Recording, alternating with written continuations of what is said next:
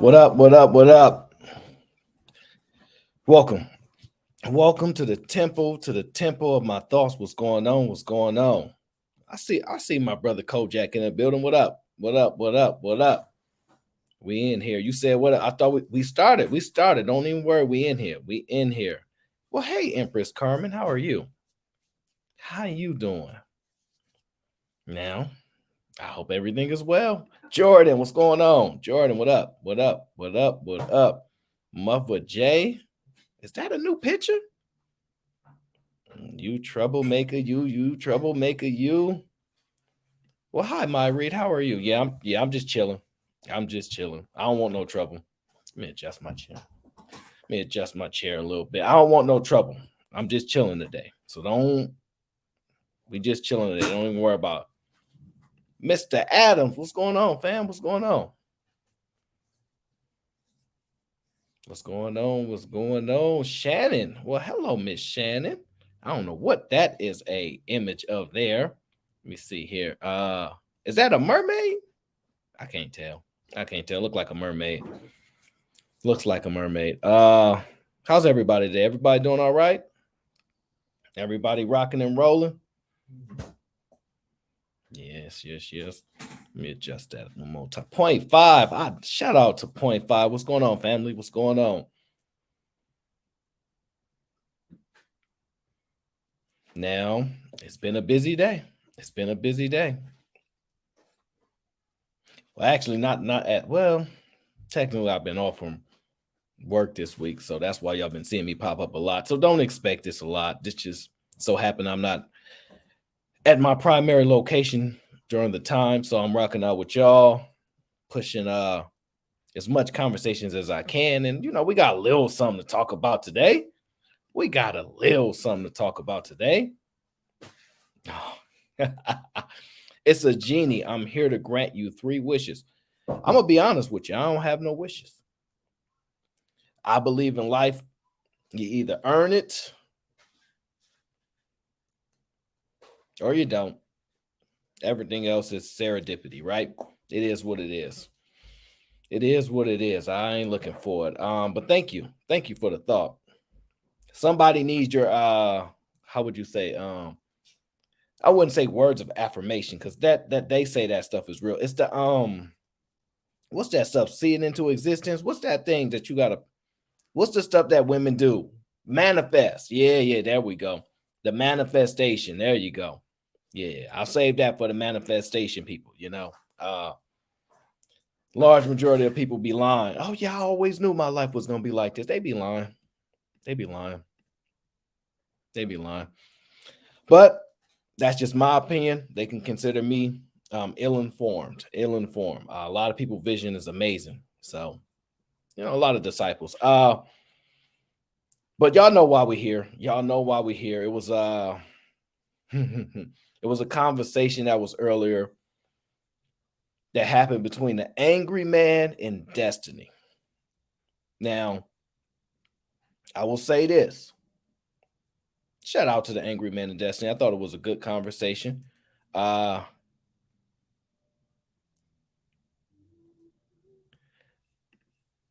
hello there. How are you? Haven't seen you in a while. It's Carrie A, right?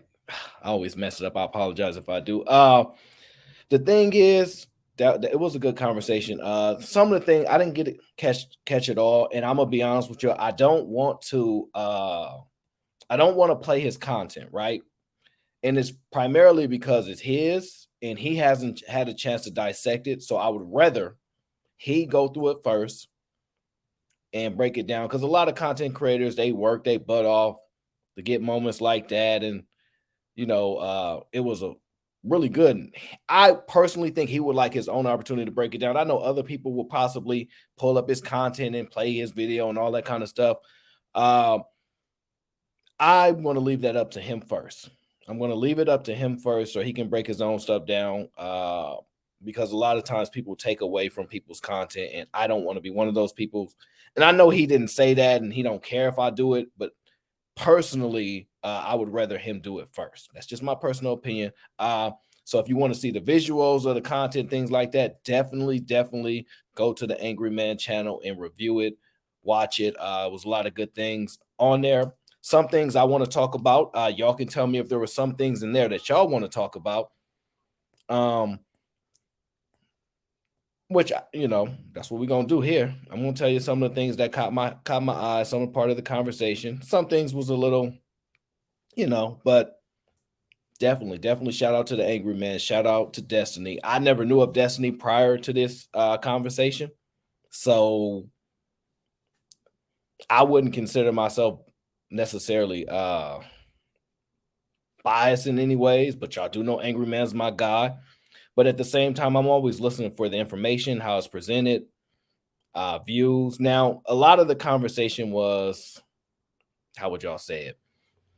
It was less contentious than we probably thought it would be. But it was good. It was good. It was like 2-3 hours of it. A couple people jumped up on the panel. I personally wish it would just been a one-on-one thing, just because there's less voices to drown out the conversation. But also, it was cool. Shout out to Sway, shout out to Patriarchy. They got on there, said some good points, which the reason why it kind of makes it look like Destiny could say, hey, they kind of 3 people at one, and I don't want those conversations to come up. And AngryMan did the best he could to separate the conversation for like the first hour and a half or 2, whatever the case it was. And then he was like, I'll bring some people up, because let's be honest, most people are never going to run into Destiny. Let's be honest, unless you one of the hardest working people in the business, like the AngryMan or Anton Daniels or something like that, you're probably not going to really run into him like that. So you got to take advantage of the opportunity. And shout out to Patriarchy, shout out to Sway. They jumped in and said some pretty cool points. And they were not overly talking to each other. It was a good conversation. So that part I like. But there was some things said. I don't know what you guys heard or didn't hear, but y'all definitely, if there's something that y'all heard that y'all kind of want to talk about specifically, let me know. Otherwise, I'm going to talk about the points that I did watch, because I didn't go back over it and things like that yet, which I will, but I was busy watching Cheeky's show, so I didn't really have a lot of time to do that. I was doing some other things in the background. So while I can remember the stuff that I did, I wrote a few things down about the conversation that they were having that I kind of want to talk about just from my perspective, right? And I'll just give you my view. You guys can give your views. But of course, let's just be honest.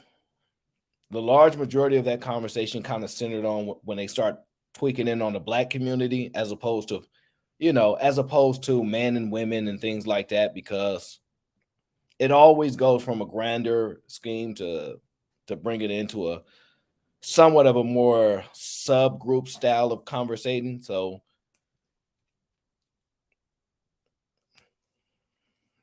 yeah, I know. Conversing, I know. But it was cool. It was cool. I'm honestly glad that Destiny showed up, because I didn't think he was going to show up at first. I'm not going to hold you. Yeah, Q. I was at the debate earlier. I for the most part, I caught most of it. I can't remember everything. I wrote down a few points that I was going to just give my brief thoughts on. And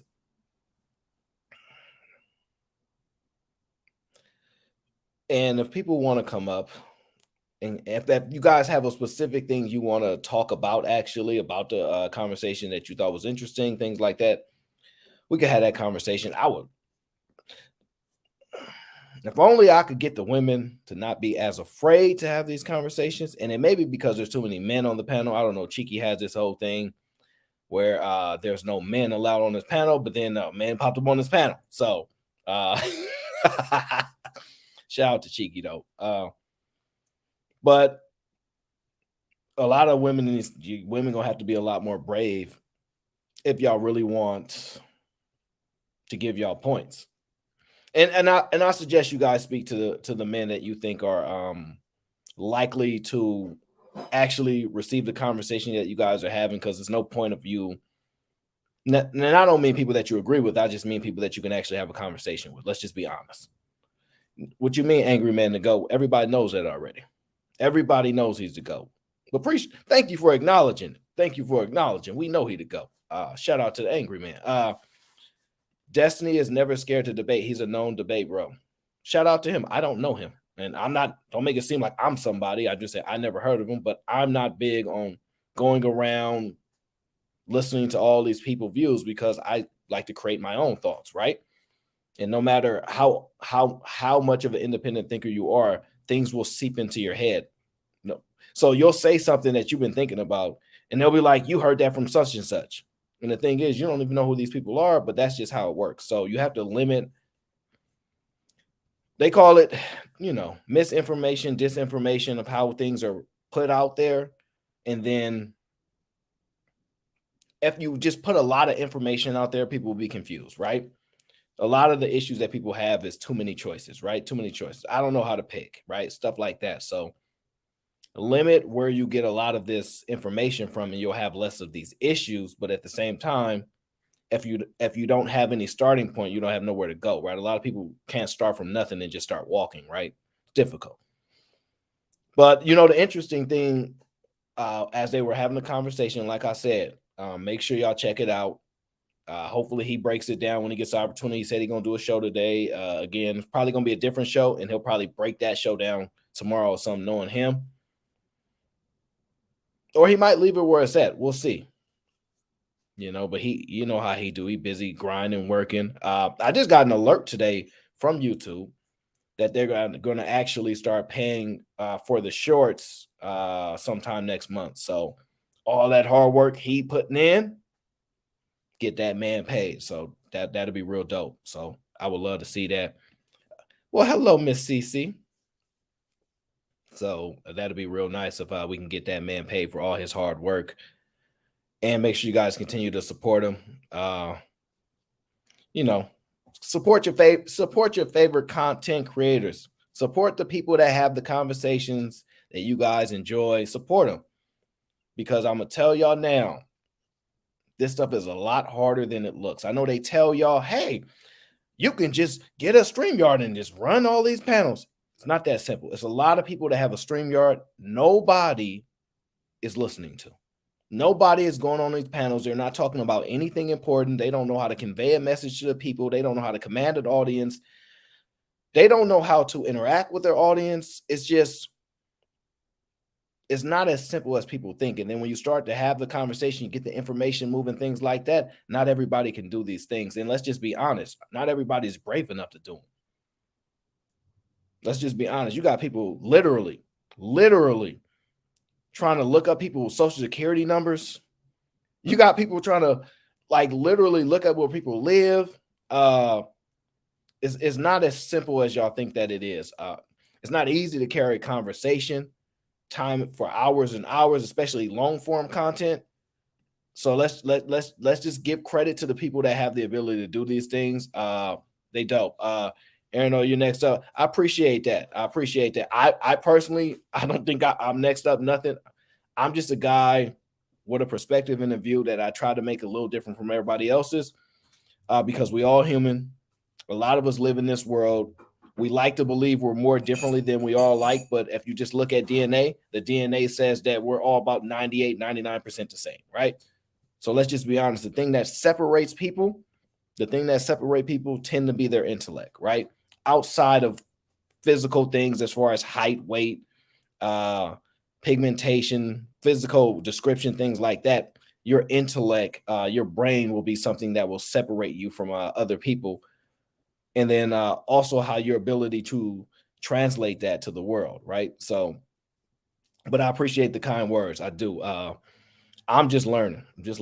I'll be here as long as the people here want me here. As long as people find that the conversation that we having are cool, that's what it is. But at the end of the day, y'all know how it goes. You know how things are off and on. Things are become a thing of the past, right? So as much as these conversations are having in a year or 2 years from now, we may not be having them. It may be limited again, so we'll see how it works. And we'll just go from there, right? But let's get into what the conversation really is, right? So one of the things the angry man said in the conversation is that he believes that black people, aka black people, black in name only, often get caught up in this cultural thing, and at some point we're going to have to get to an American culture as opposed to a black culture, white culture, etc., and all these things, and get to an American culture view. I thought that was an interesting point that he had made in that moment, right? Because that was right around the time when uh Destiny was talking about how hip hop and jazz and all these things that have influenced a lot of people, and we kind of like are the originators of it and whatnot. Not that we necessarily control it, but we have some influence, right? But the number one influence tend to be rap, hip hop or rap. But let's be honest, hip hop is rap at this point, right? It's not a lot of soulful singers that's getting that. It's not a lot of soul singers that are actually getting the praise that they deserve. I'm not saying they're not making money. Yeah, you know what's crazy? Y'all want to know what's crazy? The last show I did not drink water that whole show. I didn't drink water that whole show. It's the only show I have not drink water in a long time. So I'm making up for it. I'm making up for it. What up, Uncle Tom? What's the word, fam? I'm just having a conversation with the people. You know how I do. Shout out to you. Shout out to you, my guy. But I thought that was an interesting point, right? What are some points that you guys thought about? Think about that, right? Uh, Another point was this. Another point that Destiny was strong about, that I found that he was really strong about, was women have progressed to a certain point. That's pretty loud. Got somebody on the other side of the building is doing some construction. So sorry if you guys can hear a little bit of that in the background, but I guess a little bit. It's not that loud, but it's a little loud because they're kind of on the other side of the block with this kind of stuff. But it is what it is, right? Uh,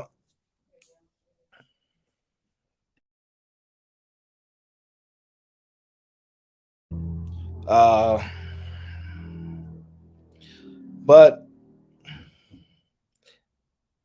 Destiny said something about how women are progressing and how men are not necessarily keeping pace and whatnot. It was an interesting thing, right? It was well, I wouldn't say it was interesting per se to me, but it's his perspective on it. Yeah, I can hear it in the basement, my read. That's right. That's right. They don't make basements very nice out here, right? And bad construction, right? It ain't the best, right? We'll make do what it do, right? We'll make do what it do. But when he said that, I start thinking, because I've already said, y'all saw my last show. I talked about overcompensation, right? We overcompensated for. We'll center on our community because when I say men and women, y'all just tend to believe it's black women anyway, right? So the black girl magic as opposed to black male magic is non-existent, right? We overcompensated in a sense when we try to prop up or propel women forward.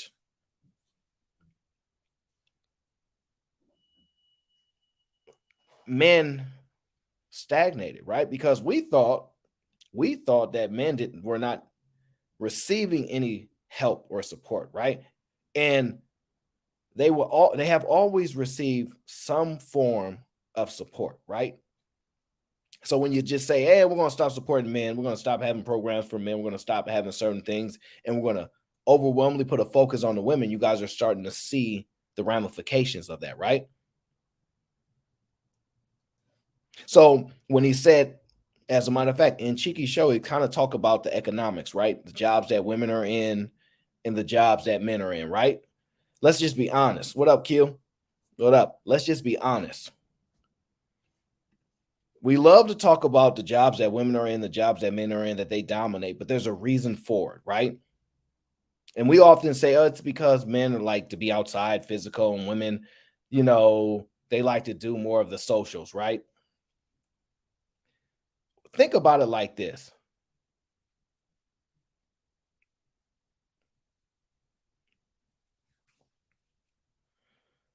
When I think of the work that women do, right? The one thing that plays into my head, I'm like, man, women are overwhelmingly represented in these areas. And we know it's not a physical aspect thing because we understand why, right? We Y'all think that women don't necessarily want to do the physical labor jobs because they physically can't, right? And for the most part, that may be true, but let's just be honest. A lot of women could bulk up, work out, and get bigger muscles than a lot of men that don't work out at all. It's actually very possible, right? Now, they will not be able to compete with the biggest, strongest men that actually try to compete, but just an average guy, they could actually bulk up and whatnot. Now, does that mean they would meet them in a mano a mano situation? No. But they'd be able to lift concrete. They'd be able to do these things. They actually could do this. That's not going to happen, but there's a reason why they're not going to do it. And I'm going to tell you why. There's a reason why they're not going to do those jobs, and I'm going to tell you why.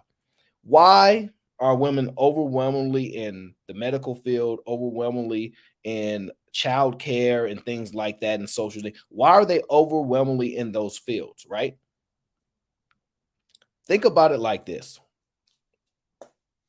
What is a woman, and I'm not just talking about black women, although y'all like to sit on that, feel free to say it. But what is a woman? What is a thing that women love to say, right? It's common, right? We'll hear it more in these spaces from women that are more outspoken. They'll say this. Well, Q says nurturing positions. Well, think about that. I don't want to take care of no grown man. I don't want to take care of no grown man. Isn't that a saying that y'all have heard? Isn't that a saying that y'all have heard and y'all have kind of it should be resonating with y'all because that's constant, right? It's constant, something that you hear from a lot of women. I don't want to take care of no grown man. Why, right? And then women will overwhelmingly say men don't care about women's money, but I think these new guys do care about women's money, right? They don't listen to why men don't care about women's money. They just hear men say they don't care about women's money. They don't listen to the why. They don't listen to the why, right? But here's the major reason why I'm going to correlate that, right? Women actually do like taking care of men, but they only like taking care of men that are in a vulnerable state.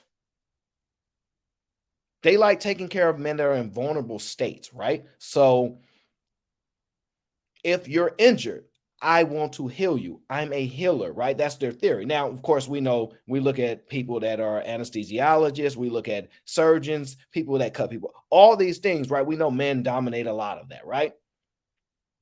Women are in those fields, but let's just be honest. If y'all do the numbers, y'all could, but we know the numbers on that. But when it comes to the healing, to put the bandages on wounds and, oh, how are you today? And all that kind of stuff. If you're in a vulnerable state, they want to help you. If you look like you're in need, we got you. But if you're all put together and whatnot, if you look like you physically all put together and whatnot, we don't care for you. We don't care for you. You shouldn't need no help. Now, it's interesting, right? Because a woman who has a job, who pays her own bills or whatnot, still don't want no man that can't do nothing for her. It's interesting, but you're fully capable of doing everything. So why do you want any help from a man at all? If the mindset is you wouldn't take care of no grown man, why would you want a grown man to take care of you if you're a grown woman? It's an interesting thought because a man outside on the streets, there are women that are in organizations that would love to help homeless people. Now, are they probably leaning more to trying to help homeless women? Sure, right? Because we all know how many women that are actually homeless. But I'm just saying, if you're vulnerable, if you're in a dependent state, they love to do that. Oh, you look like you need some help. You look like you need some help. You look like you need some help. Oh, you sound like you need some help. So mental. Now they often like to talk about men need to take care of their mental health, right? Mental health, right? But you can't really see mental health a lot of the times, right? It's often the statements that are made are like this. Man, those celebrities look like they living a life, but where they go? Where they go? Where they go? Oh, they just left. They just left us. They couldn't take it no more. It's mental health. You can't see the mental health aspect. Now, if they have something that is extremely noticeable, sure, right? But they probably need a diagnosis for that, right? To be diagnosed and say, oh, they're suffering through schizophrenia, things like that. But in most cases, that's not the case. You can't see it. So they're going to look at a man that's working a job day to day, whatever the case is, and go, he shouldn't need none of my goddamn help. He's a grown man. I'm just saying, I know y'all want to believe y'all not like that, right? But if y'all so into helping men, these statements, if I'm not taking care of no grown man, would not be said. Y'all have no, y'all only have interest primarily. I'm not gonna say all y'all women because y'all gonna get caught up on that, in helping men that are in need, that are vulnerable. Oh, you really look like you need some support right now. I got you. That's what y'all do. Nothing wrong with it. It is what it is. That's how y'all design, I guess. It just seems like if you look at the healthcare, if you look at social, if you look at anybody, nanny, if you look at people that get injured, right? People that need somebody to come to their house and help them, overwhelmingly is women. Why? Why is it overwhelmingly women that want to go in the house and help somebody that is in need, right? Why? We somewhat know the answers, right? Now, let's correlate that to why women would not want to be, why they wouldn't want to be helping build skyscrapers. Why would they do that when there are fully capable men that can already do that? Why? Why would they do that when men can already do that? Why would I want to help those men out? Why would I want to help society like that? Screw society. The only part of society that I would want to help outside of my own selfish needs is vulnerable people. This is why I've often talked about that I personally think more of our attention should be focused on people in the middle class. Stop helping homeless people. Stop. But if I say that, I sound heartless. And what I'm saying is, at the end of the day, the more people you get propelled from middle class to upper class, the more people will actually believe in the American dream. But what we'll do is you feel if I ask people, I say, yo, let me get $50, right? Y'all will look at me and go, no, I'm not doing that. Now, if I wipe, some dirt on my face, rip my clothing, and stood outside for a while and asked her, a lot of women will feel bad for me. Now, some women will be like, you look like your arms and things don't they work, but I still feel bad because people going through it like this. I'm just being honest. Vulnerable people is what people I talk about. It's the humanity aspect, right? People love to prey on people's humanity because they see other people in need similar to them. And that's why they think wealthy people or rich people don't care nothing about them. Like, we ain't like y'all. So y'all, how would y'all really know? How did y'all care about us? And they say, hey, I used to come from that. I used to come from it. No, no, no, no, no, no. So I'm just saying.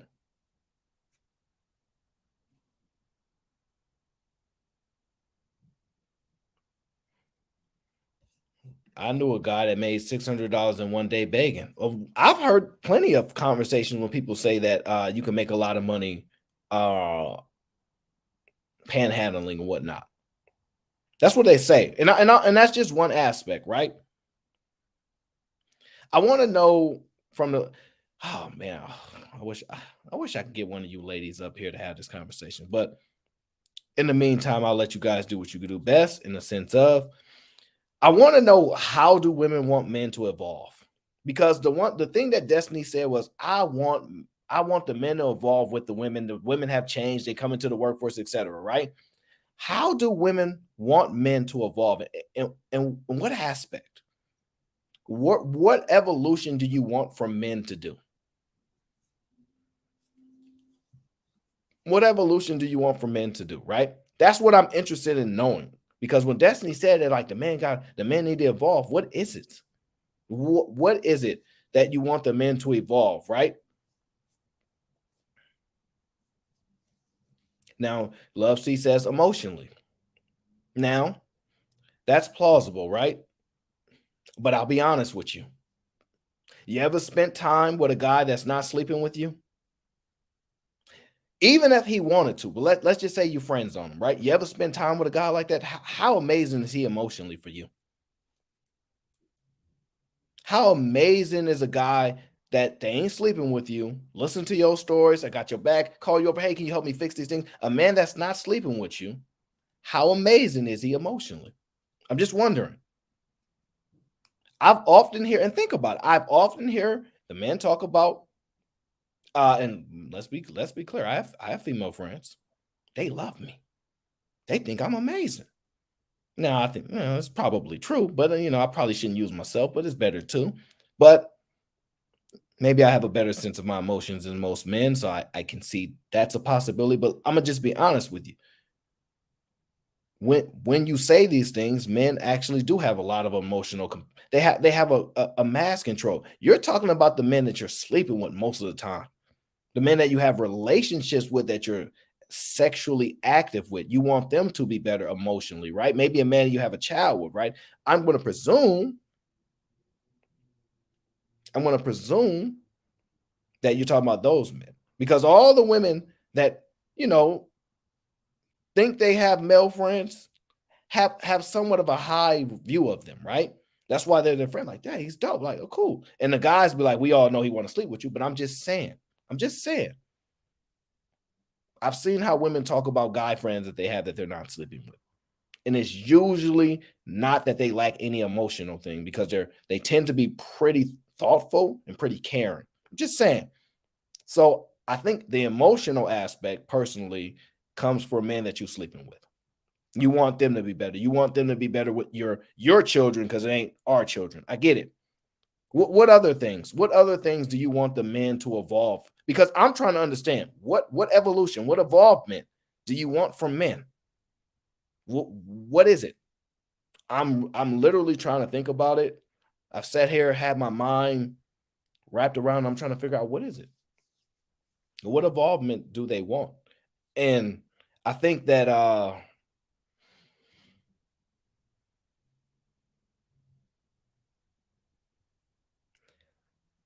I think that I think, well, I'll say Sway kind of talks about the back and forth. Okay, CC, what do you mean domestic?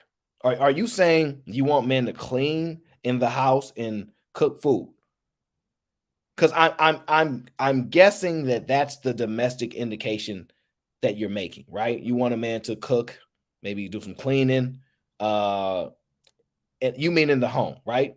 I'm guessing that you want, if you're saying, and this is my guess, right? Okay, I figured that was the case. All right, we'll talk about it then. You're saying, if you have to go out and work and make any amount of money, right? Whatever the case is, and you guys have children, you want an equal level. So this is what I hear a lot. If I make 50,000 and she makes 50,000 and we have children, he needs to help with the cooking and he needs to help with cleaning, since I make the same amount of money as him, right? That's often how I hear that put together. So I'm going to tell y'all something that I've often told. I'm going to tell y'all something that I've often told women when they're often confused on roles, right? I think Brittany B, shout out to Brittany B. She said, and a lot of people have said it, but she's the first one that comes to my mind when we had this conversation about a lot of the skills that women have that men supposed to desire or want are intangible, right? It's intangible for the most part, right? And a lot of the women have, or a lot of the men have tangible things, right? It's somewhat viewed as the inverse, right? So the thing is, right, the reason I had y'all pull a stat up, right, how often the home is broken into, right, is because a lot of women think, oh, my home ain't never been broken into for 10, 15 years, right? So I don't really need a man to protect me. I just call the cops, right? But when you start to break down scenarios, right, I'm gonna just warn, I'm just be honest with y'all. You shouldn't really ask for 50-50 in any capacity. Forget just money. You should ask somebody what are they willing to do that you don't want to do. I'll be candid with you. It's probably better that most people look for a counterpart.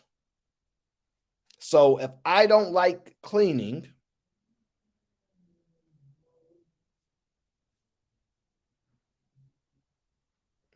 then I look for someone that does. If I don't like cooking, I look for someone that does, right? I really, I'm gonna be honest with you. I've never heard of a woman who married a cook and said, I'm marrying you because you can cook, or I want to be with you because you can cook. And she complains about cooking. See, the thing is, the most of the time, and this is the part where y'all think that I'm just identifying. So take it however you want to take it. You look at a man, I want to be attracted to him too, right? Of course. Of course. Is it so much to ask? Well, historically, men have never really been the attractive ones. Just be honest with y'all. They have not been. Because if women were as attracted to men and loving of who men are as much as women, we'd be able to do a lot of the jobs that y'all do. How many women in the chat, how many of y'all frequent male strip clubs? Just put how many of y'all frequent male strip clubs because you have a love affair for the man's body, or you just love men so much. How many of you frequent that location to support, whether you think it's negative or whether people think? I'm just wondering. You right, Dub Will. You right. I apologize, brother. I apologize. Ladies love Dub Will. My apologies, brother. I'm just wondering. How often do you guys do that?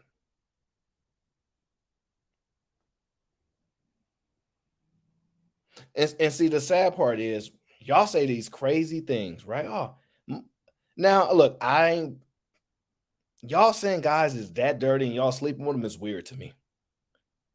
I'm gonna just be honest. Y'all say guys be dirty as hell and y'all sleeping with them is weird to me. It really, really is. It really, really is. That's really weird to me. Oh, they dirty. You sleeping with dirty men. That's, to me, insane. I just keep my legs closed personally. I would just keep my legs closed personally. Not open them for nobody if they dirty. Like, let's just be honest. Not doing it. So let's throw that out the possibility, right? Y'all not worried.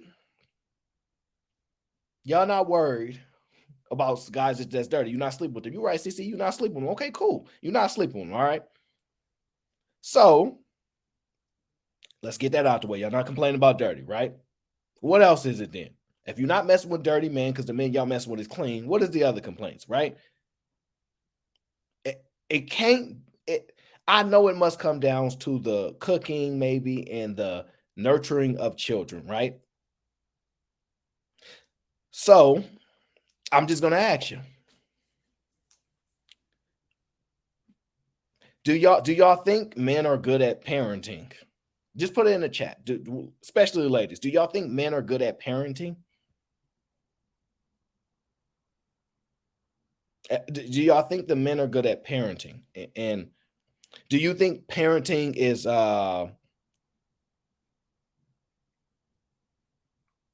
do you think it's an innate skill that some people are born with, or you think it's just developed? You think it's learned? What is it? And I'm interested in the reason why I'm asking these questions, right? Is because if you have a desire or you believe they're good at parenting, that means that they either are doing it or you have experiences of them doing it. So that's my theory, right?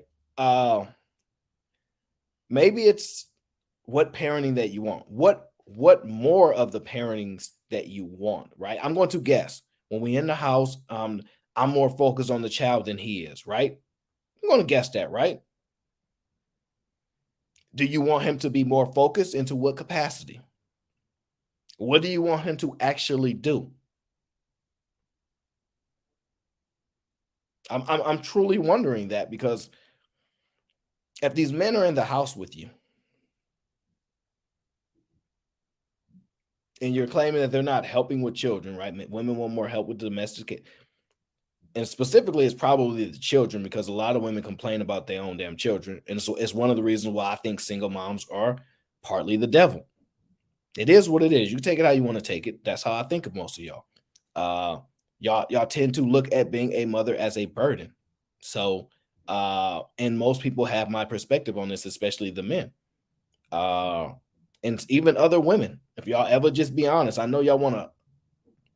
Well, you don't know what they're going to. Forget it. Just talk about what is, and you know most of them look at it as a burden. So I'm just wondering what do you want a man to do inside of the confinements of your relationship when it comes to the kids? You want him to pick the kid up more?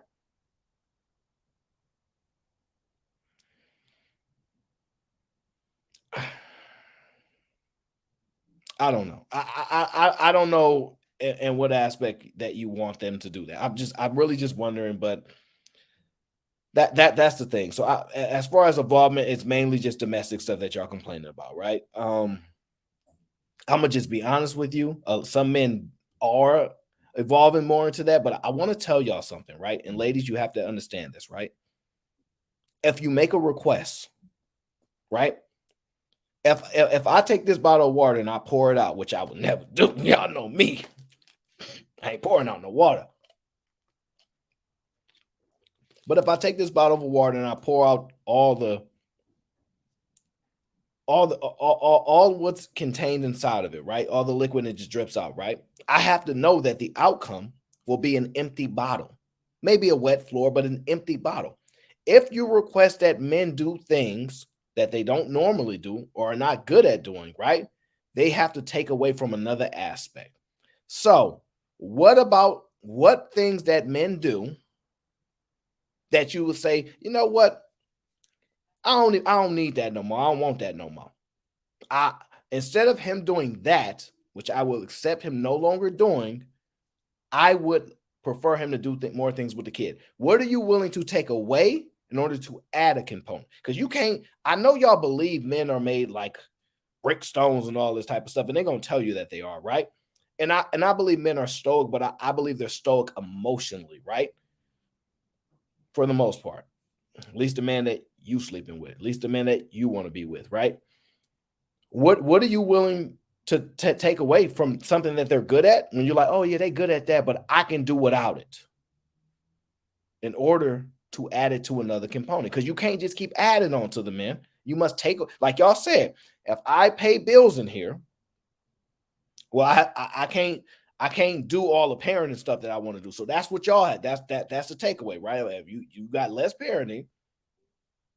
Now, what for the men? What's said for men? What about what is a good aspect that you're willing to lose to gain for children? That's what I'm interested in. That's what I'm interested in. I know y'all like to think that and I know y'all like to think it's the money thing. Oh yeah, we'll help pay the bills, right? We'll add to the component of it, right? But the thing is, y'all not very nice when y'all have to do it. Just be honest with you. Not very nice if you have to pay bills. Your attitudes are way worse. Which, listen, according to y'all, is understandable. It is what it is. I'm just wondering. I think y'all have to like your jobs in order for that to be.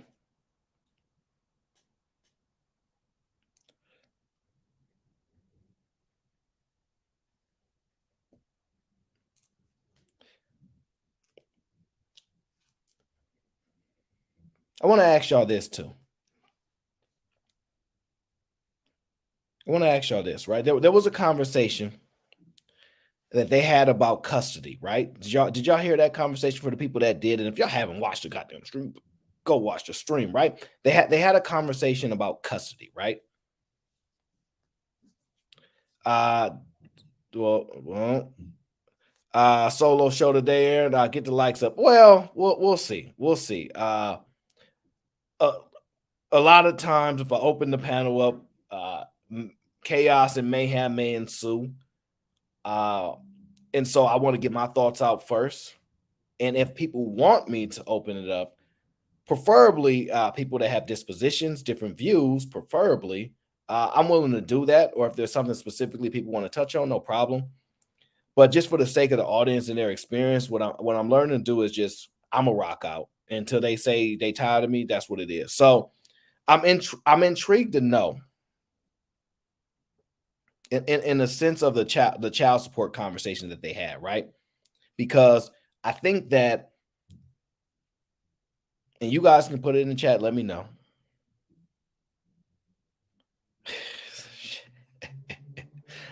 Oh man, I love. See, Destiny said, Destiny said that of the contested child custody cases, around 60% of men win, right? He dropped it in the link and whatnot, and I wasn't able to actually. I was just listening in the background, I was doing other things. Uh, about 60% of contested custody battles, men win. That's what he said. Now, I thought that was astounding, and I'm sure there are factors and reasons to why. But a stat is a stat, and men love stats, men love facts, and so it's hard to battle every aspect. Men have to accept, right?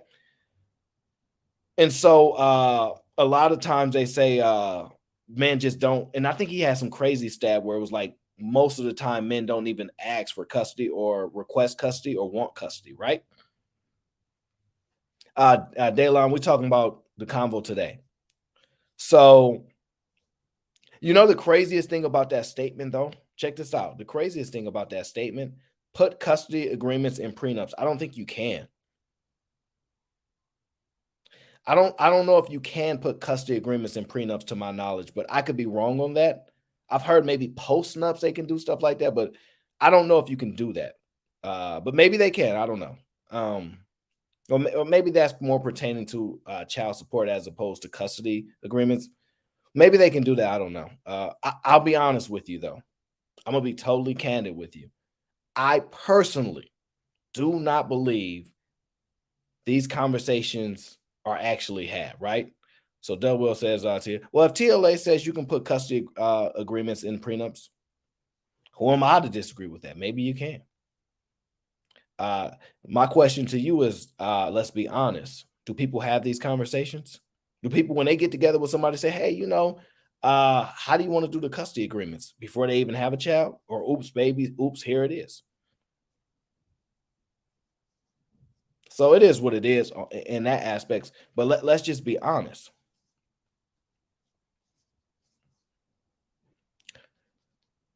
Why would you? Shout out to my guy Wrench. He said, Wrench Turner says, swing by to show support. I appreciate you, bro. Thank you for supporting. I appreciate it, bro. Definitely. If I ever get in trouble, I'm calling Wrench. I don't want to make him have to hurt nobody, but he hurt somebody for me. But no, in all seriousness, why? The first thing go to my mind is says, why do a man have to ask for custody of his own children?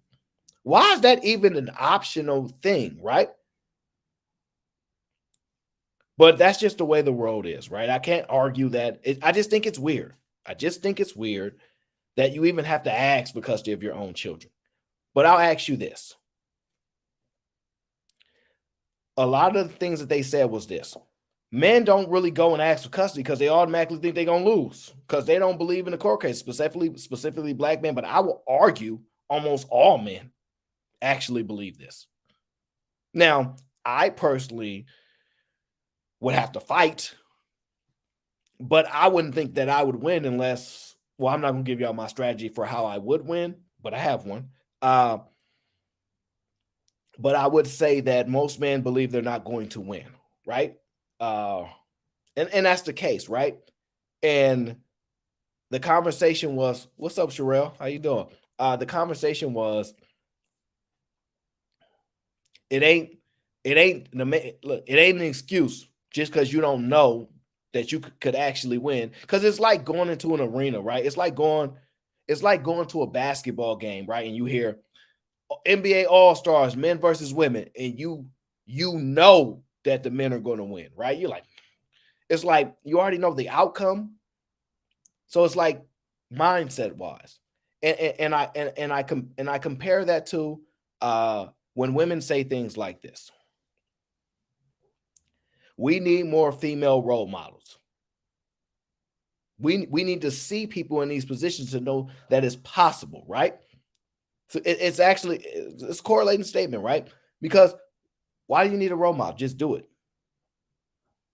Because most of the time it's if I've never seen it done before, if I don't see people that look like me, how do I even know it's possible? Is what statements that people make. So to me, in my mind, I go, well, okay, I can concede that's a possibility. So it would make sense to me because let's just say this. If there's one congressional woman, right, the first woman that made Congress ever, I could argue that every woman that want to be in Congress should be signing up. But they'll say that's just one, that ain't enough, right? I don't that's just a minority thing. I don't think that's possible to see that, right? I could argue that if women get custody of the kids at the crazy rates that they get, I don't know what it is. Maybe you guys can look up the stat at which percentage that women have. What is it called? I don't know if it's called primary custody. I don't know what it's called, right? But a lot of the times we know that the women are going to win, right? However you want to look at it, right? Most men believe women are going to win in most cases, right? And even if they're wrong, they don't see enough men winning to change their mind. I got to see more men win for me to believe it's possible. Is a reasonable view. It really is. So that's how my mind goes to that, right? So CC says it's about the kids. Well, I'm gonna just be honest with you, CC. You're talking to a man that don't have kids, and my kids will be planned. They're not gonna be no oops kids. It ain't gonna be no. I wouldn't expect this done. That doesn't mean I can be prepared for parenthood. No, but I don't have to have a child by accident, right? So there's a difference. I don't think nobody's prepared to be a parent, no matter what they say. There's no preparation for it. But you can prepare to not have a child unwantingly, right? So there's a difference. But I'm just saying I thought that was interesting. And let me tell you another secret, right? I would argue this, right? Because they were talking, you know how it always stems down to the bottom of the bottom, right? Where the views that most black people are poor in the projects, etc. Right? That is the picture of black people. Either you're at the bottom and you made it out. That's just a view, right? I would argue this, and this is my honest to God opinion. Well, you know what? Let me ask y'all a question first. Let me ask the lovely ladies, how many of you women would actually give custody of your child to the man? Be honest. How many of you would actually give custody of your children to the man? Because listen, part of the evolving thing was this, right?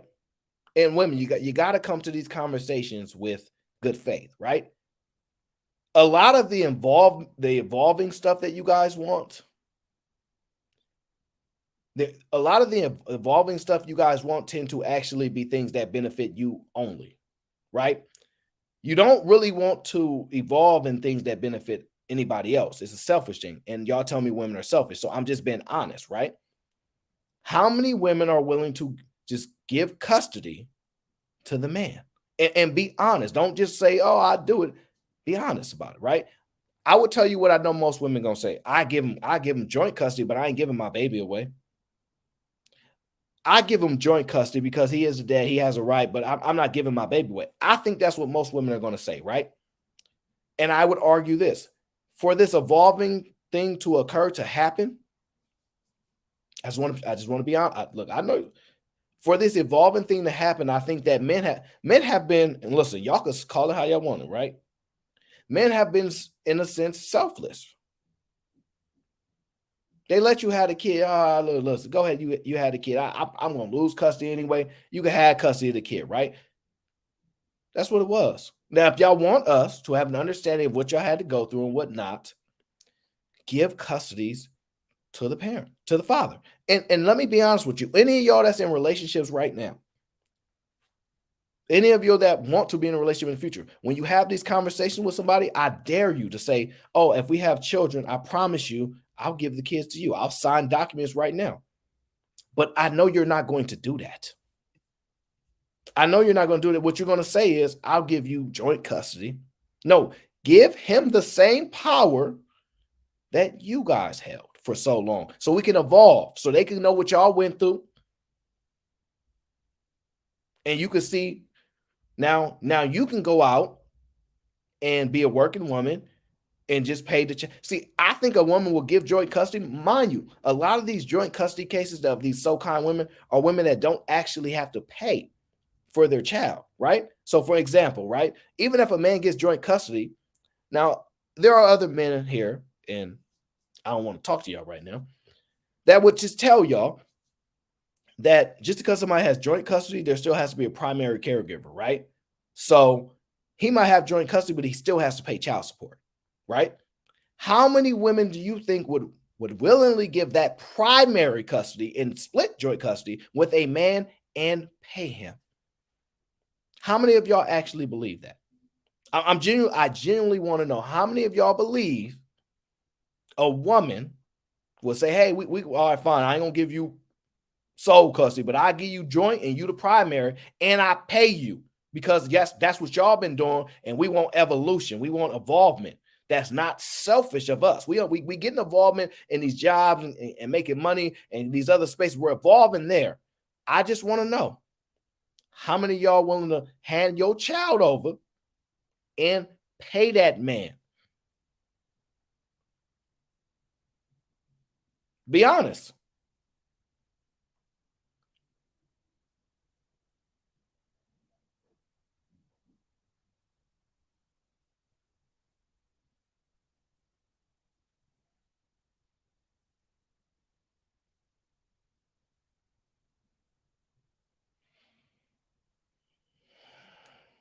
Now, most of the men that are doing this, right? Now, let's touch on something even deeper, right? Because I know a lot of y'all gonna be capping, right? Now, how many of y'all in here that have a child? Well, you know what? Maybe y'all battle custody with your child's father, but I don't think y'all giving away. Aaron, you know I would. You know, I do believe Sherelle. Sure, I do believe Sherelle. Listen, you need a surrogate. Hey, look, I'll take some of that trucker money now. You know, I needs it. Shoot, and listen, let me be honest. I love kids. I do love kids. I ain't gonna lie. I do love kids. But I'm gonna just be honest. Let's take it. Let's take it another level up, right? Because most of these children, these hurt children that come from these tough environments, we're not usually talking about a dad that's a lawyer, right? We're not usually talking about a dad that's a lawyer, and we're not usually talking about a dad that's a lawyer, and he's like, all right, here, take these kids, and I'll pay for them and whatnot, right? We usually talk about, let's be honest, the different type of support, right? The different type of support.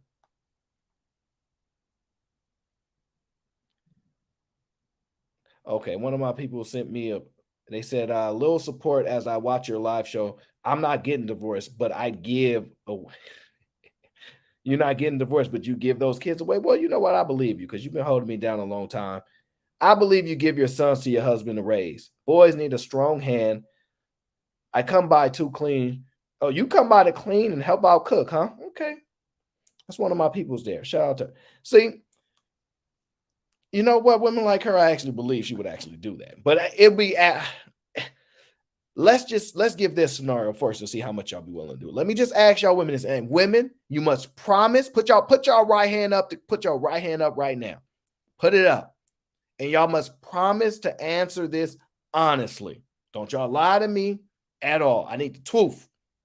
Don't you lie to me. Put your right hand up, and after I ask you this question, if I ask you this question, do not lie to me. Do not lie. Thank you, DeSosa. Put them hands up. Do not lie to me, right? That's what I'm gonna ask y'all. Let's say you make a baby with a man and y'all both ain't got no job, right? Y'all both ain't got no job, right? This happens a lot more than we like to acknowledge, but it does, right? How many of you women, either that women that you know, Hold on, let me cut to. I paid her child support while I had full custody. That was the deal with my situation. I know it was, but I already know it was, Sharon. Aaron, but you already said we women see kids as burden. I know that. I know that. But the kids that you see as burdens can also be attached to a benefit, which means you're willing to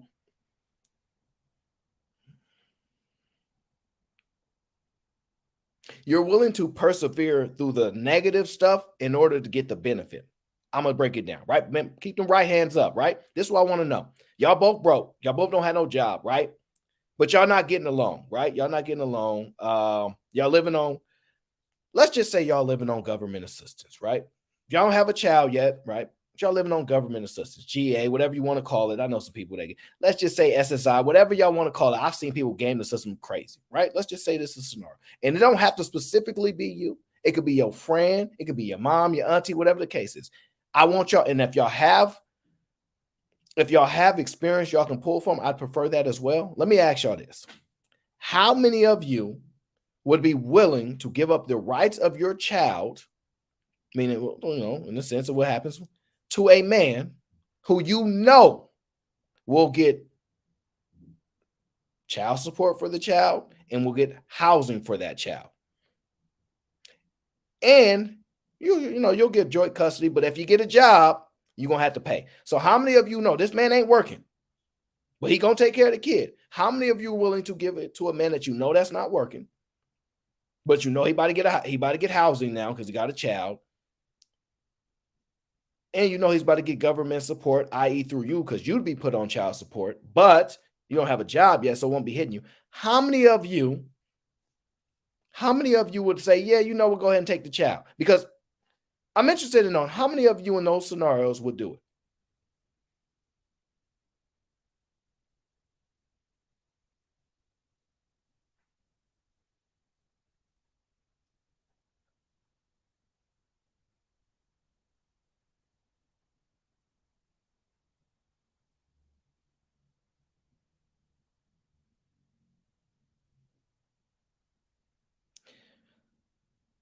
Now, I'm gonna be honest with you. I'm gonna be honest with you. How can a broke man take care of a child? Am I missing something? Monique, let's just be honest. There are a lot of broke women that have children. So how can you say you want men to help out with children? You know a lot of women are broke that have children, but don't think a man can take care of a child while he's broke. Tell me how that doesn't translate. Tell me how it doesn't translate. Now, I'm just being honest with y'all. Let me tell you why I don't believe. Look, listen, check this out, right? Check this out, right? I cannot imagine, right? Just based upon the experiences that I have with known women, I cannot imagine this. It'd be even worse if you had a job. Could you imagine if you had a job and that happened? Because at least if you know what, in y'all head, y'all like, we both down bad. He might have won. Imagine if you was the one with the job. Imagine you was the one with the job.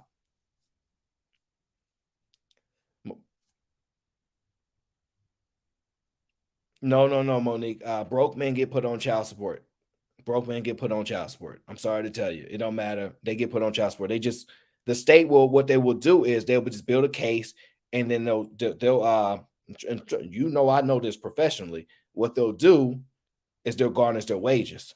They'll put a legal order in, and that's why a lot of these people don't have bank accounts and things like that, because anywhere that you store this money, especially banks that are federally regulated and whatnot, you will get your wages garnished. You'll get your wages garnished. So even if you want to get a job, imagine. I don't want to get too deep into it, but look, just think about it like this. Could you imagine a woman handing you your child and her saying, I'm gonna pay you child support, and her knowing another woman is going to be in that home with that child? How many of y'all believe women signing up for that? Because that man ain't gonna be single. Hell, let's just be honest. Most men, the way y'all complain about, ain't single. The way y'all say he always talking to another chick. So let's just be honest. Let's play that little game y'all playing. What are the odds of this woman saying, here go your child, I will pay you, and I know it's another woman in there helping you raise this child? Stand on it. How many of y'all signing up for that? Be honest.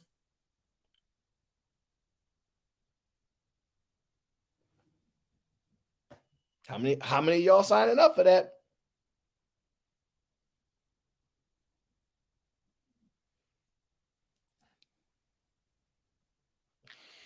Oh man, I already know the answer to this. Already know the answer to this. I already know the answer to this. And thank y'all for being honest. I appreciate the honesty, right? I can't imagine. Now, maybe a 40, 50-year-old woman, she might even cave in, maybe at that point, but she might be more stubborn than history ever. But I'm just, y'all know y'all not doing it. Because let me tell you another thing, right? Y'all don't even get along with y'all moms most of the time. A lot of the time, the reason why y'all not staying at home, because y'all don't even like, because apparently two women can't be queens in the same home.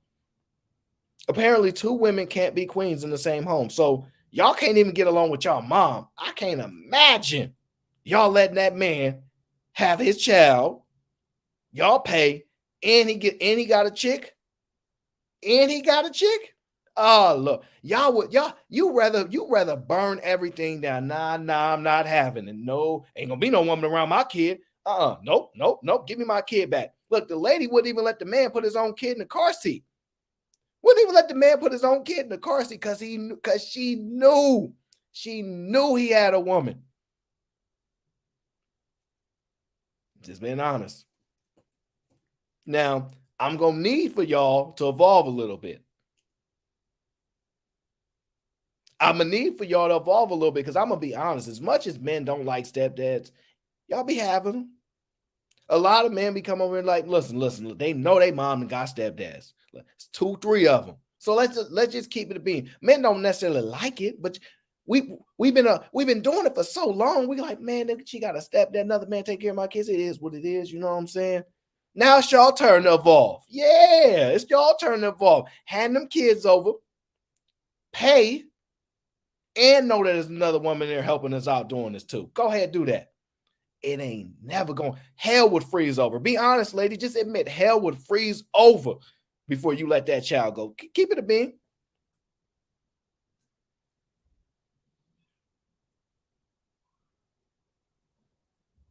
Just tell the truth.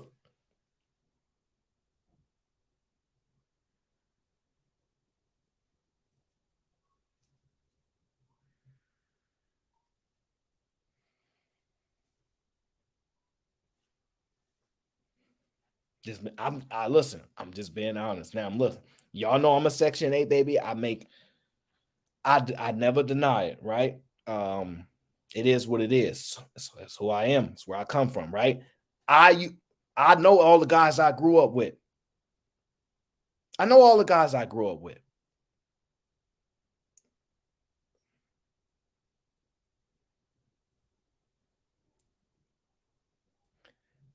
And when I think about it, a lot of they dads wasn't there. They come even part-time, but they had a stepdad coming through. I'm telling you. I'm telling you. We seen it. We don't make this stuff up. We seen it. We seen it. That's why they say music is a reflection of self. That's why they say it. Now, it is what it is. Black men just sperm. Uh yeah, you're absolutely right. And I think AM talked about, and look, Sherelle know this to be true. Me and her have had conversations about this. I know it to be true. I have family, an extensive family, because we come from poverty, an extensive family that a large amount of them are still in the hood. A large amount of them still in the hood. And they having babies. And they be dancing on the TikTok with the babies and all this type of stuff. And my baby daddy, when I'm gonna get another one, like we see it all the time. We got cousins, right? And I think about the male cousins that I got as opposed to the female cousins. I'm like, the females do phenomenal in education. I'm not gonna deny this stuff. I see it happening. But boy, they still be having them babies. They still be having them babies. They do. Now, We ain't gonna talk about all the ones that don't do well in education because that's not fair. So what I'm saying is, so you saying women with kids are desirable? Yeah, women that are attractive or are desirable. They have. I don't even want to say that. There are things that women with children have that still men still desire. Yes. Uh, it depends what you want to be desired for, though, right? Uh, I think a lot of the times women want to be desired for things beyond their looks, and often, if let's just be honest, if we could choose what we be desired for, so if I could choose what women would desire me for, it'd be a whole lot different than what they probably do. And I'm sure the same thing would be for women. If women could be like, I wish men desired me for this, it would be different. So we're not in control of those things. I know you would like it to happen, but it ain't gonna happen. So I'm just wondering. I'm just wondering. Yeah, yeah. They be on that stuff for their whole life. They be on child support, and then they have another baby every 7 years if they have to in order to get. I've seen it. Right when they know their time is ticking, that child about to turn 18, and you actually get a little bit of time after that. Be honest with you, they be sneaking again. I don't know how they do the system. They sneak it, but I'm telling you, they have another child, and before you know it, they didn't got 30 years of children in government assistance. So one child 10, and then I got a 1 year old. You know, my oldest is 18. How old your youngest? 2. So you got 16 more years to 18, but you got 18 off that. I've seen it. And it still happens to this day. So I'm just telling you, like, Section 8, government assistance, all those things, although people may need them, they have to go because we're not getting off of it. If anybody, I don't know who wants to do it, right? I don't have the energy to do it. I probably looking. I'm not. That's more of a cheeky thing, to be honest. That's something how that's my work. But I'd like to know how many people actually get off of those assistants and at what age. Because I literally can go in the projects that I was born in. I can go in the projects that I have family members in and go there and still see family.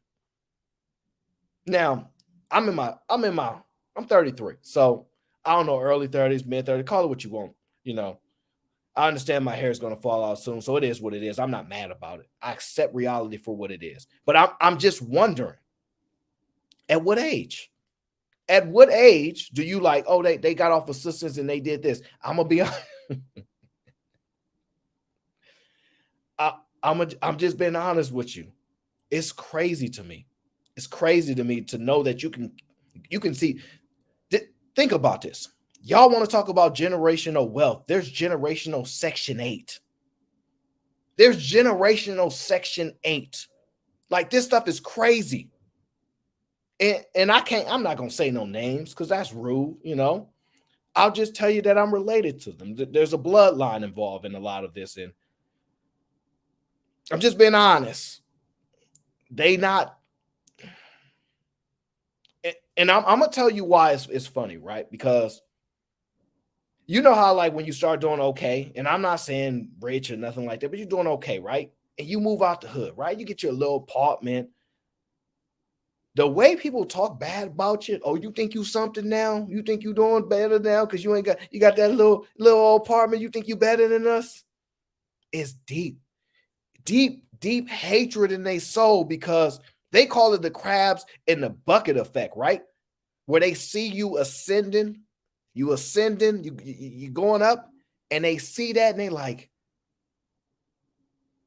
I'm gonna drop a dime on him. Now I don't like that. I'm gonna drop a dime on boy. He got to come back in here with us. I'm telling, they don't like it.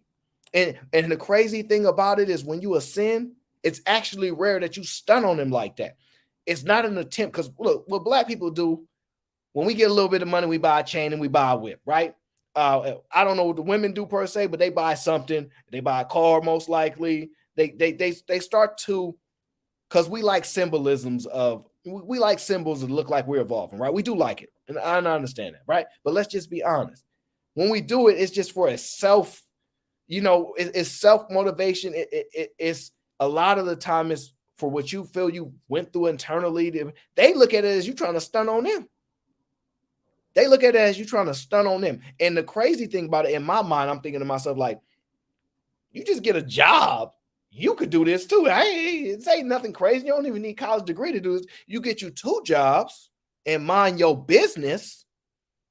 You won't be in the hood no more. You get your 2 jobs and mind your business. You wouldn't be in the hood no more. My guy Ricky said, "Who's selling food stamps?" That's offending. Yeah, Rick. Okay, so you know about the food stamps when they wasn't on those damn cards.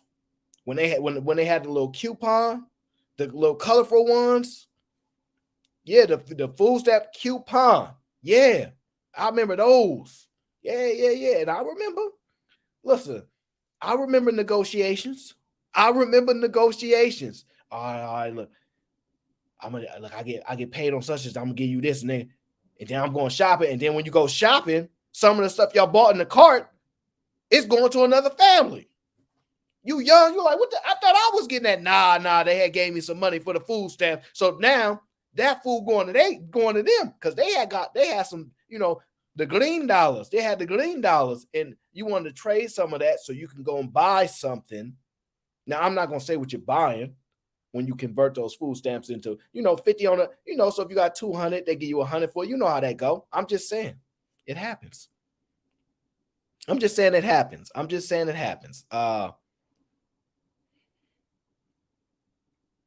wish we could get out of that state because that would break a lot of these curses that we fight and go by. And it's not necessarily just money, it's dependency.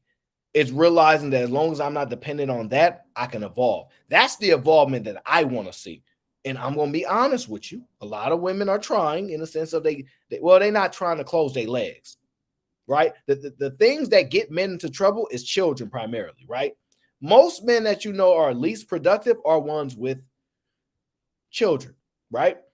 And I'm saying in comparisons to ones that are not in the same atmosphere. So a guy that don't have children and a guy that do have children, the odds of them being more dysfunctional or having more issues is the one with children, especially at a younger age. Now, I know a lot of people will tell you, hey, I had a child at a young age. It made me get smarter. It made me step it up. Sometimes. You look at the men without children, they tend to do a little bit better than men with children. And I'm saying on the short term, not the long term, because if you're 50, 60, and you made it through some cycles, you might be okay, especially if you decided to have a family. But I'm just saying in general, you look at women with no kids and women with kids in general, the ones with kids struggle more than us. So I'm just saying, if you close your legs like women and the man stop having children, that will be the effect. That would be the outcome of those situations. But we know that they're not going to close their legs, right? We already had the show when I talked about women's happiness and they love being single, they love not having children, but they don't love not having sex. Yeah, that's one thing they like. Girl, I needs that. Mm-hmm. Oh yeah, Tyrone gonna come through later on. Girl, yeah, Tyrone. Yeah, yeah, he coming through. Girl, he ain't got no job. I know, but I give him a little chance. Nah, I know what you really messing with him, girl. Shh, be quiet, girl. Stop playing. You know how y'all do. You know how y'all do. You know how you do. Listen. I ain't mad. I ain't mad at you. You do what you gotta do. I'm just saying, right? Now, I'm just saying. Now, another aspect that they talked about in the debate, and now like I said, you guys let me know what you want to talk about. I'll touch on it, but if not, I'm gonna just let my brain cells run out, right? Another thing that they talk about is how the income disparities between the black men and black women, right?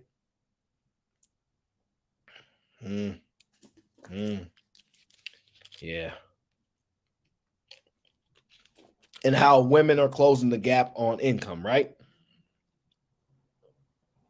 Okay. I think women are closing the gap in general. And I think some men are It's interesting how they break those statistics down, but I'll say this, right? You know who they love to tout as the group of people that actually make the most money or have the highest incomes and things like that or whatnot. You know who they love to tout because those are stats that you can skew to make your point, right? And I'll even skew a stat just for y'all to prove my point in just a moment, right? Watch this. Let's just say this. Outside,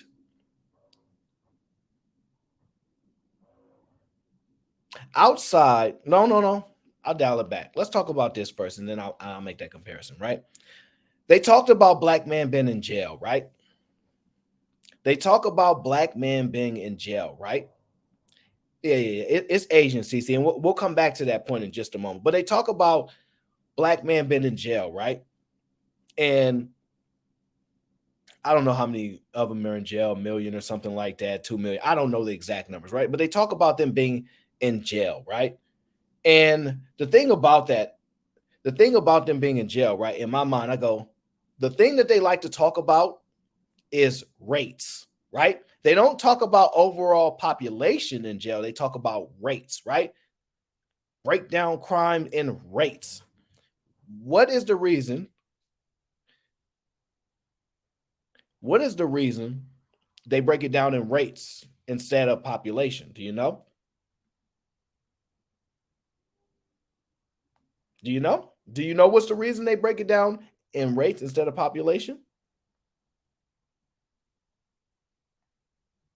I'm just wondering.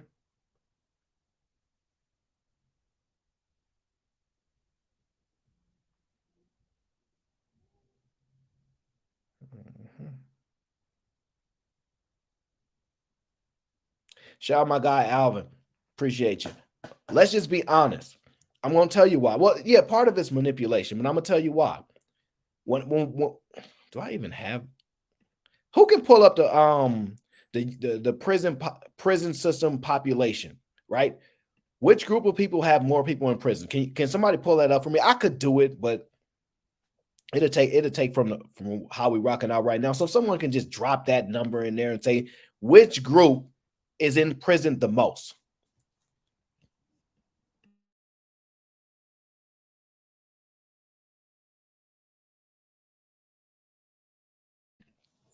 Which group is in prison the most, right? I know we like to talk about the rates at which black people commit crime, but which group is incarcerated the most? Hmm? Which group is it?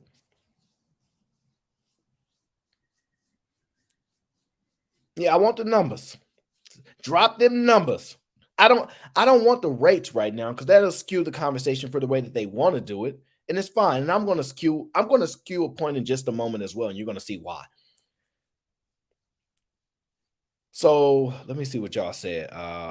Robin M says black man. Robin M, you be hating. I can't wait till you cam up. Ooh, I'm gonna get you good. I'm gonna get you good. Is that my brother Angry Man? He said I did my best to defend brothers without sounding like a conspiracy guy or victim. Facts. You know, you did your thing, bro. You did your thing. And you know what I'm saying? And you know they wanted to hate too. You know they wanted to think you was just gonna overtalk them, this, and that, but they just don't know. You the truth. They just don't know. They can hate if they want to. Oh, they can hate if they want to. Shout out to my sis Love. See, I appreciate you. They can hate if they want to. But here's the thing, right? The group with the biggest population in jail is this. White people, right? Why is that? Why are white people the most in prison? Why? Why would you say they're the most imprisoned?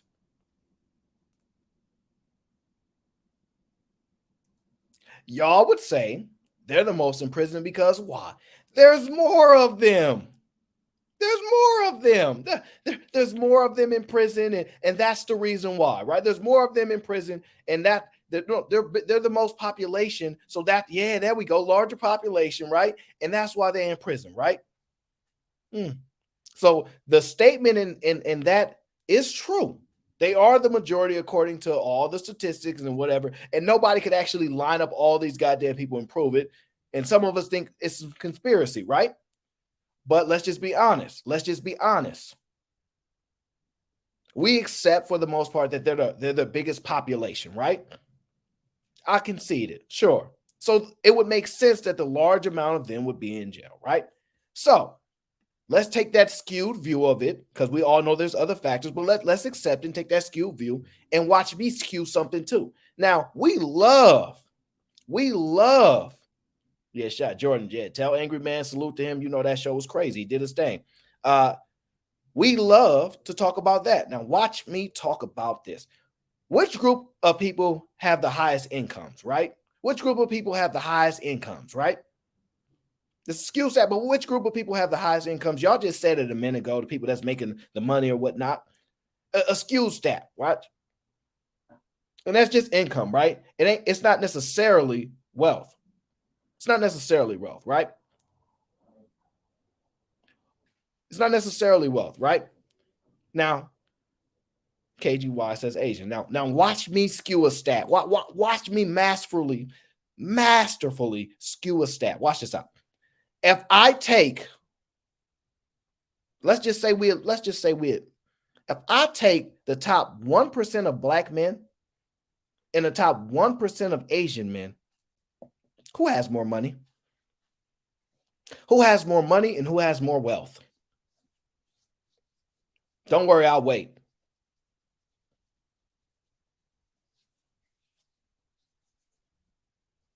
If you take the top 1% of every group except for white people, who has more wealth? I just want to skew a stat too, because we could talk about the bottom of the bottom, which is cool. We could talk about everybody combined, because I'll be honest with you, it's normal. But if I take the top 1%, the best of the best, right? And I say, okay, we might have to concede that we in white man's world, right? Y'all say this is the white man's world they built. If I just push them out the way and say, yeah, all right, cool. Who's number one? Y'all would say, damn, it's black people, huh? And then take it for every single race. We'd be number one except for whites. And we kind of understand why in that sense. Not an excuse, but we kind of understand why, right? But none of the other groups had to necessarily go through certain things too, right?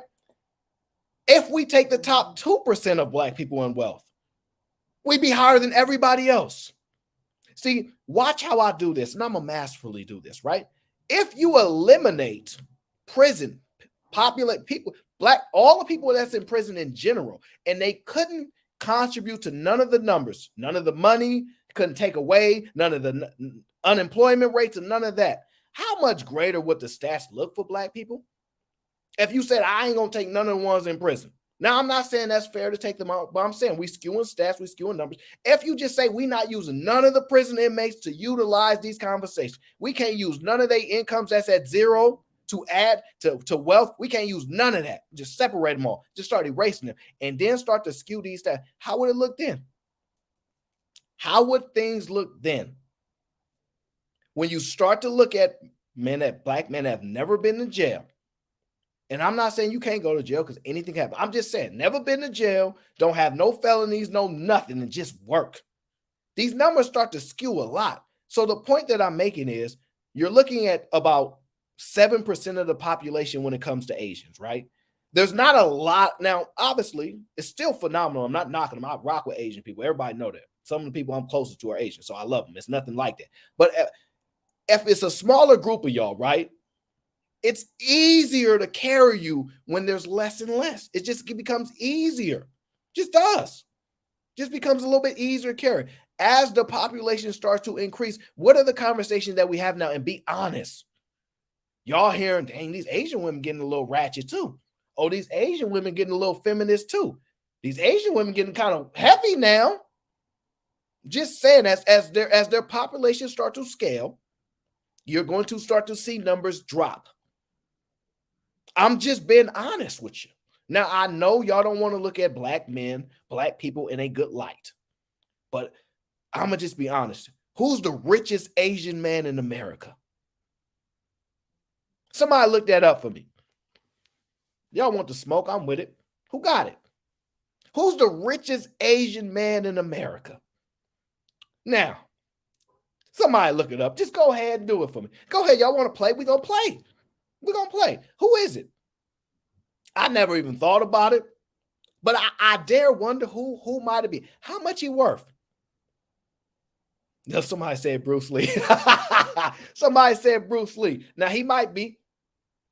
He might be. I'm just wondering. Now, y'all wilding, bro. Somebody said Jackie Chan. Okay, y'all is wild. Y'all is wild. Now, my guy KGY says Robert Kiyosaki. No, I'm being genuine. Look it up. Now, tell me how much he's worth. Because I don't know these people. Just put the number in the chat. How much is this person worth? Put the numbers in it. Put it in there. Drop it. Go ahead and tell me. Don't just say, how much he got. I'm just wondering.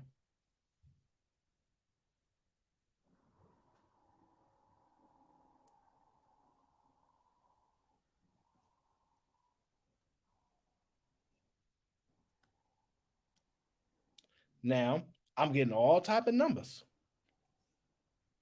Now, let's see here. Okay. I've never heard that name before. Jensen Huang. Jensen Huang. Okay. Somebody say he's the president of NVIDIA, which I'm familiar with. I'm familiar with him. Well, I'm familiar with the company, right? Now, 16.7 billion. That is phenomenal, right? It's kind of scary, actually. Like, God damn, that's a lot of money, right? Now, think about that. How much of that wealth, think about this, is concentrated into one man? See, y'all probably thought y'all knew where I was going to go with that, but y'all just don't know sometimes. How much of that wealth is concentrated in one man? Now, I'm out of curiosity. Can you imagine how much $16 billion could lift my group of people and I got less of them to take me down? Could you imagine that? Damn, I got 16 billion. I could give damn near $1 million to everybody in my group. Think about it.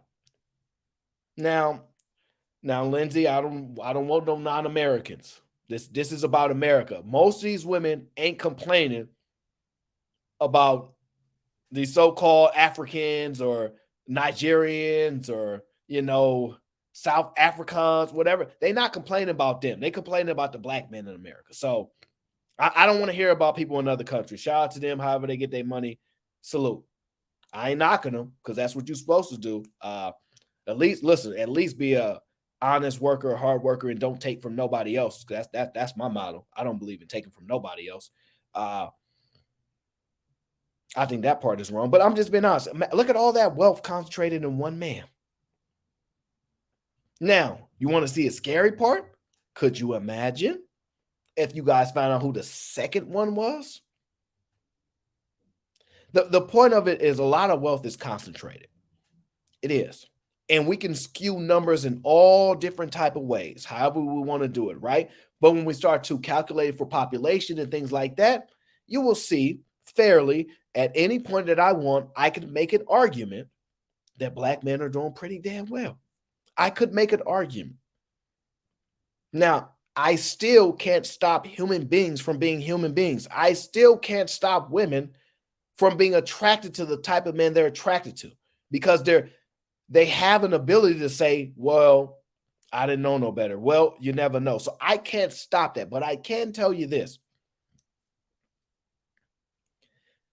Even if you could afford to take care of all your children like a Nick Cannon, it's still everybody else's business. Oh yeah, Nick Cannon got all these kids. I don't think it's right. Now listen,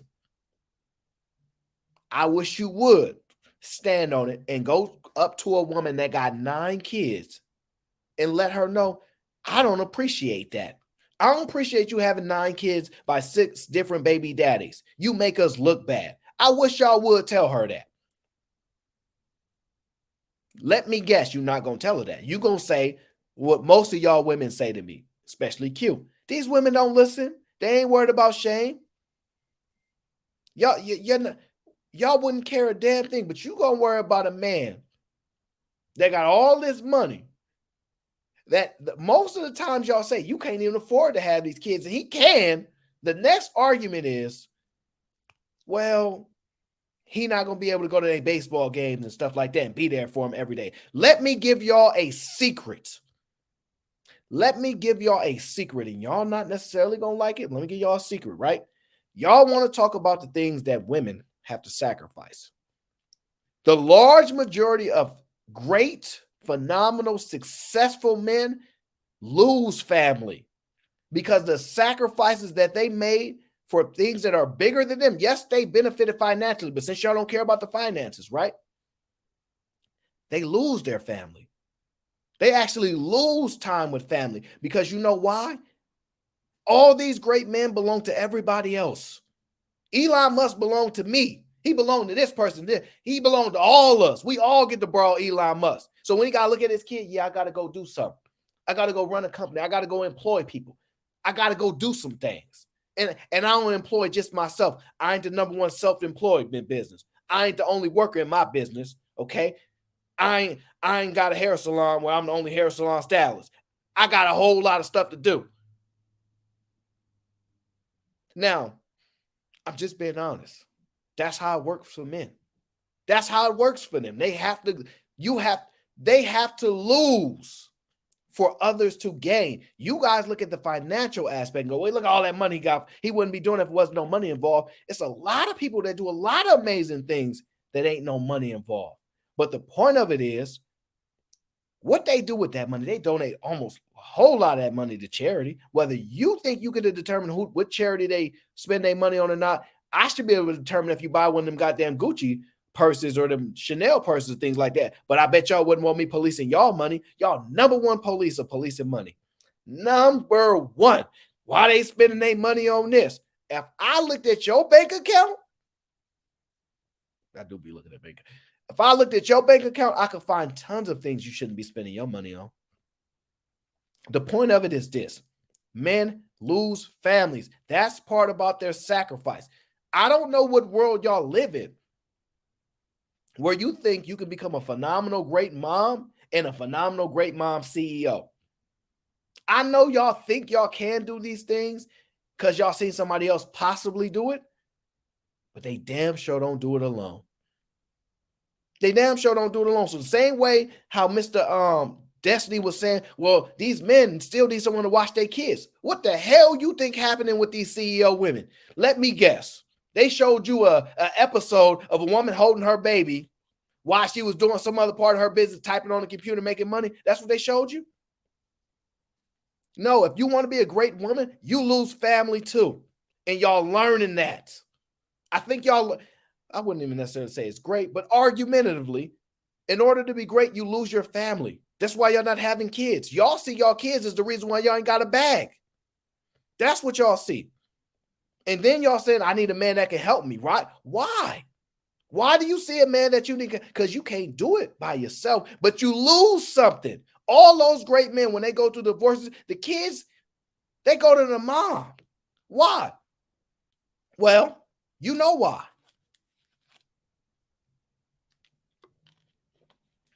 Because daddy was never there. He paid for school. Who cares? He should spend time. I don't care if he can pay for my school. You see 50 Cent, son. Boy, if 50 Cent was my dad, I'd be like, look here, dad. Yeah, I know mom's is crazy. Because what is mom's doing? What company is she running? What's she doing? Y'all ain't never heard of her? At least y'all heard of like Lil Wayne's baby mama Toya. She went on TV or something to find a way. What have y'all heard about 50 Cent's baby mom? What is she doing? What is she doing? Don't worry, I would wait, but no need to wait. Nothing that's worth talking about. Nothing. So the point of it is you lose something, you gain something, y'all gonna lose family. Yeah. So as much as y'all want to talk about what men need to do to change, and I'm not gonna argue with you, men don't have to evolve, and I'll be honest with you, they will. But it doesn't mean they're gonna evolve for your benefit. Because the evolution that women have evolved has been self-beneficial. It has been self-beneficial. And I'm not saying it shouldn't.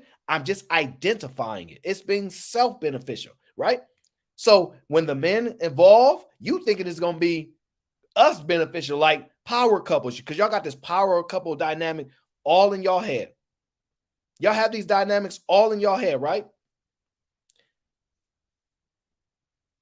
I'm trying to explain to y'all that you're going to lose family. And part of the episode that I did last time, and I don't really like using a lot of content and things like that. I just want to give y'all the image and break it down.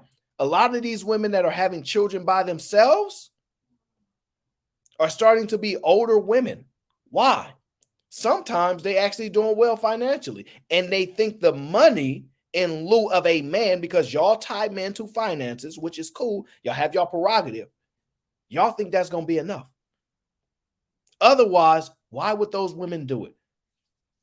Give me one good reason why those women would do that if y'all saying fathers are necessary. Give me one good reason why those women would have children by themselves. I'll be right back. Give me one good reason.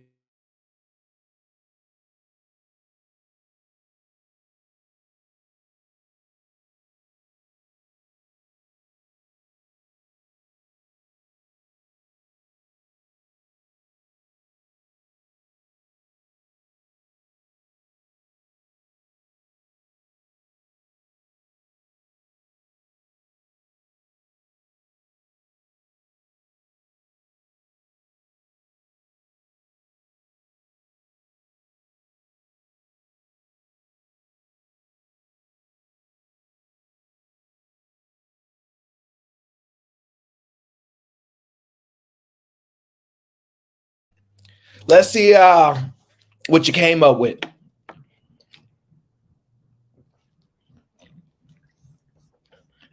No, darling, no, I'm not eating no pizza. I would take some, though. I rarely have it, but I would take some.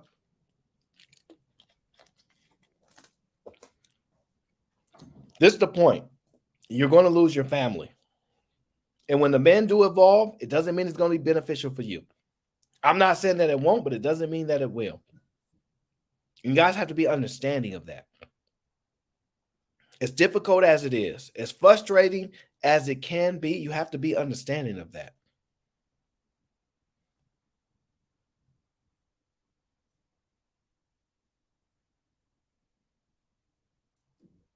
Now, I'm going to be honest with you too. I think y'all terrified to see a world where men evolve too much. So I will ask y'all this.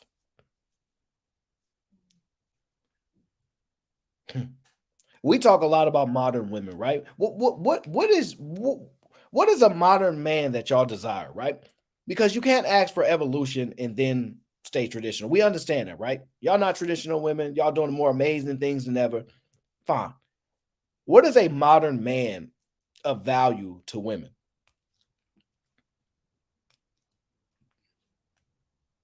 What is it? Because I'm gonna be honest with you, what it sounds like to me, a modern man of value is a man that does domestic work in the house.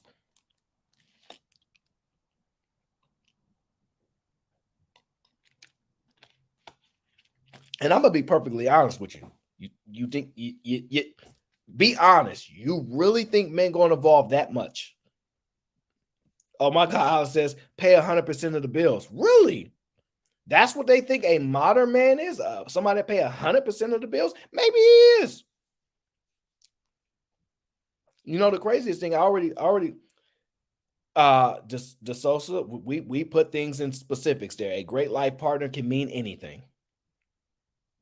Listen, you can manifest that all you want. I ain't doing no manifestation over here. You got to make it make sense. Make it make sense. What is a great life partner specifically? Now, look, Rob, I know they understand the word, but that's what they said. They said evolve. And look, so I'm just going by what they said. This is the argument that he giving AngryMan. Men need to evolve. Da, da, da, da. That's what he telling him. AngryMan over like, huh? I mean, listen, we have evolved. We stopped time. No, I'm not gonna say that. In short, you got your rights to own homes and all this kind of a whole lot of evolving been happening.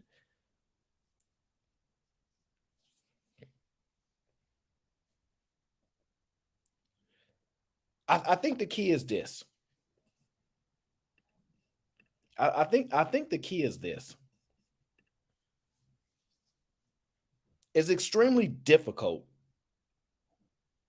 to continue to be strong-minded men to wake up now, because you know what, y'all call it red pill raging, right? Oh, these guys are red pill raging, they hate women. I personally don't think that it's a hatred of women. It's a it's a awakening under disgust at how lost they truly were. How how much of a perception of reality that they had that was just so far off that they're like, this is insane. How far off they were. It's not about even the women. It's about an awakening for them. Now it just so happens that some of women's actions get caught in the crossfire. It gets caught in the crossfire, but it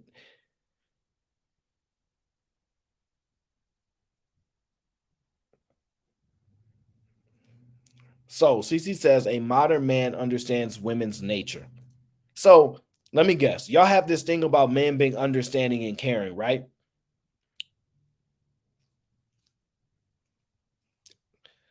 Yeah.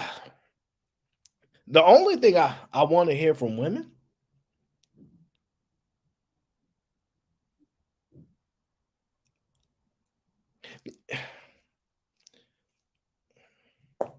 I would love to see y'all build some skyscrapers. That's true, but that's not gonna happen. We understand it because, like, I've already broken down to why they're in these social. People think because it's not they're not strong enough, but it's not that. Man, really lacking in understanding. Hmm. You know what? Yeah. Ooh wee. Okay. Okay. I'm gonna be. You know what? I know I said a lot of things, and so I'm gonna be kind. I'm gonna drop the link for anybody that want to come up and have this conversation. Anybody that think I'm off, I'm wrong. They don't like my perspective. They want to challenge anything. They want to bring up a part of the conversation. Like I said, I'm not going to play another Angry Man's content. I think I want to leave that up to him to break it down. I think a lot of people going to steal his content and use it to their own benefit, but I'm not one of those people. I'm not going to break down his videos and things like that. I think the person, it's me. Doesn't he never said I cannot do it. And I'm knowing him, he'd be really supportive of it. I just would rather let him do it first. So don't come up here asking me to play his content or things like that. Let him break it down because he's the master at it. So, but if you want to talk about something was said or want to go down something that you feel strongly about, something you think I'm wrong about, something that you don't think I explained well, any challenge position, you can hit the link.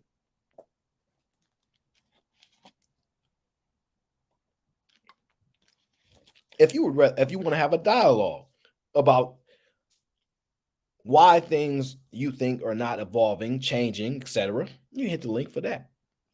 But I think what happens is this. When I say things that are comes across as brazen, right? Um, I say it that way. Oh crap! Hold on, I gotta plug my charger up. I gotta plug my charger up before my freaking computer starts to die out on me. And it ain't cheap either. So I think some of the things that we're going to find out over the next few years is this. Ladies, listen very well. My You know what? That's another thing I wanted to touch on. That's what it was. Patriarchy. Patriarchy said it. And I didn't have a chance to write because I can't write every damn thing down because I'll be doing so much. Patriarchy said, and you guys help me remember. Patriarchy said something about that's an Apple computer. It is. And well, it is. I'm not gonna lie. Uh, I don't know much about computers, so I spend whatever they made me spend on it. Uh, but I'll say this: patriarchy said something in the aspect of who was it?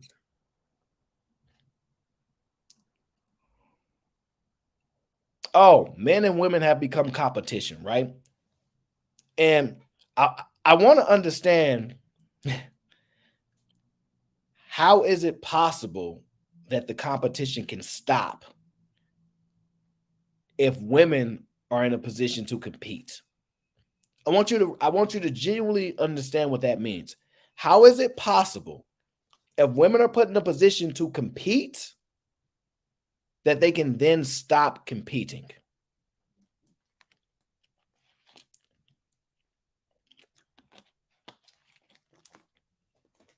I want to know, how is it possible that if women go into the workforces, they do jobs, they compete against men?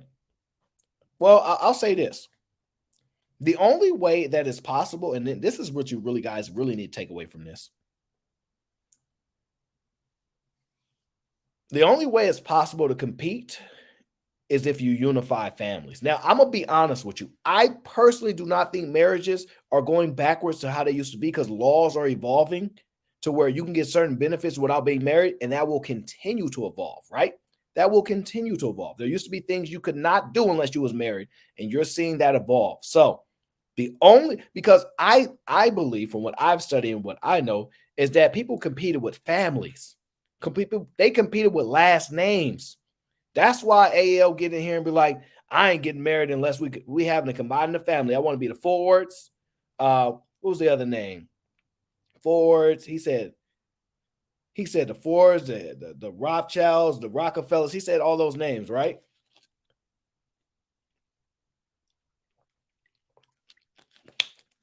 Now, here's the interesting part. I was scrolling. This is really interesting, actually. I was scrolling, right? And a lot of these families have disappeared. A lot of these families have disappeared, right? The Rockefellers, the Roths, where they go, where all that money go, right? Now,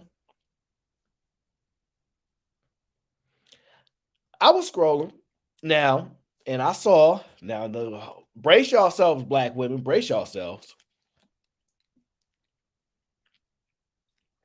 Mhm. I was scrolling, and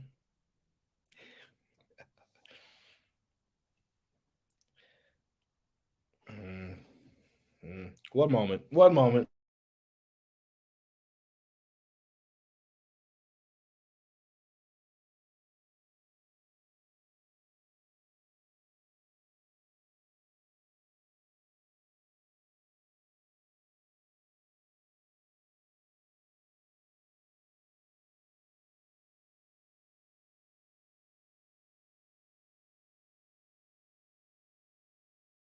All right, we good. This is what I saw, right?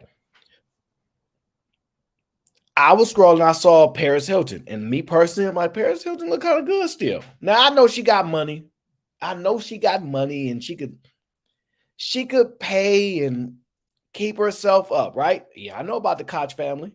Love seeing on some names. Their company's private though. So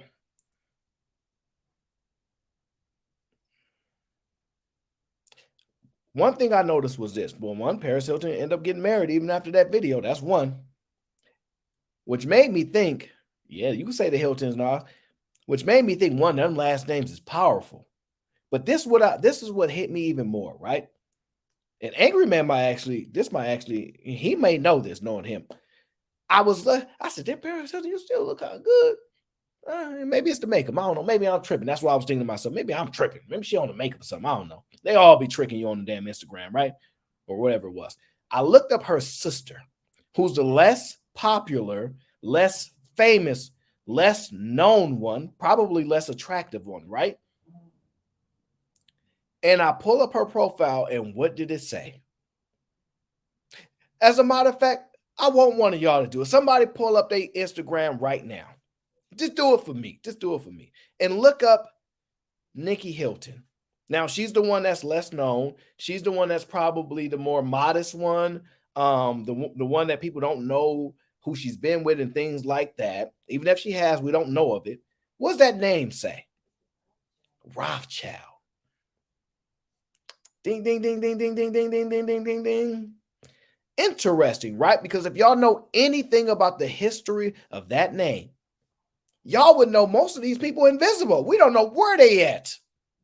We don't know where this money went. We can't find no Rockefellers. We can't find no Rothschilds. We can't find no DuPonts. Where they go? When I seen that, I said, damn, she married a Rothschild. Wow. It made me think, I'm like, damn, that's the power of that last name. They all just mating with one another. They all just getting together, keeping that money at the top. Now, ladies, I'm going to say another thing that's going to hurt your feelings. It's not personal, but I'm going to say it anyway.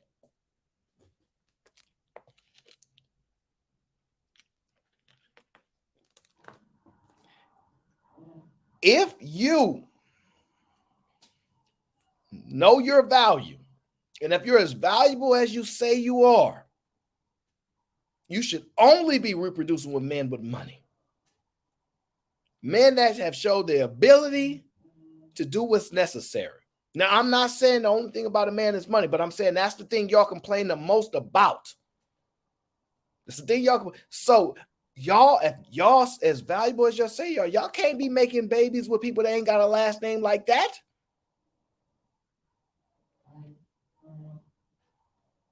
I don't know what to tell y'all. I don't know. But I start to think that y'all, what's it called? Self-sabotage. Know that y'all not worthy as much as y'all tell me that y'all are. Know when y'all say I deserve a man like this because I do this, and that, and y'all don't end up or get one of those men. I think y'all know deep down inside the world tells y'all that y'all ain't getting them. Either or, I'm sure you want to take it out on me. I'm sure I'm the bad guy because I say these things that I think they're pretty common. I think they're pretty common. I don't think it's insane. Now, I may say it differently. But I just want you guys to know. Women like that. Now, mind you, she got a wild sister in Paris. I'm not denying that. Although I can't, we could see her history there. We don't know what other men she was messing with. She did enough to ruin the family's name. Well, she couldn't ruin their name, but she put a stain on it, right? But even if you look who she's probably married to, I don't know who Paris is married to, but if you even look into that man, I wouldn't be shocked if he's somebody with means. You know what I'm saying? So a lot of these families are moving the way that you're supposed to move, in the sense of families getting together and they compare, hey, bring this person. Y'all got to do that. Y'all got to stop this whole independent thing and just say, I'm gonna pick a random man on the other side of the country. We gonna get together because I fell in love with him. He's a great man. Y'all can't ask for the type of outcomes that other groups get and don't do the actions of other groups. You just can't. I mean, reasonably. Now, if y'all fine with the outcomes y'all getting, no knock at all. If you're fine with those outcomes, I'm not mad at you. I've heard y'all say that y'all not. Now, another statement up there was something about almost breeding out, where, oh yeah, he said it. That's what what's the hell his name? Destiny said. I'm sorry, I didn't know who the hell that was until today. So, and I'm gonna be honest with you, I'm still not gonna know who the hell he is. Nothing personal, but I don't know you like that. And you damn sure ain't gonna know me, so I'm not trying to offend you, right? But he said the women are going divesting. That's their new angle, as they're just going to divest, right? And then he also said another. Now this is amazing, right? I really think about what I'm about to say right now. Really, really, in your genuine heart, really think about what I'm about to say. Put your right hand up. And don't lie to me. Put y'all right hands up and don't lie to me. I want to see them right hands.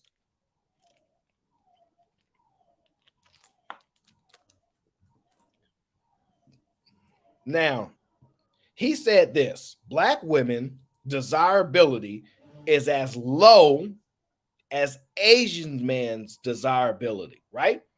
That's what he said. Don't kill me. He said it. The white man said it. You can't take me down for anything that he said because he run the world, right? He said it. He said it.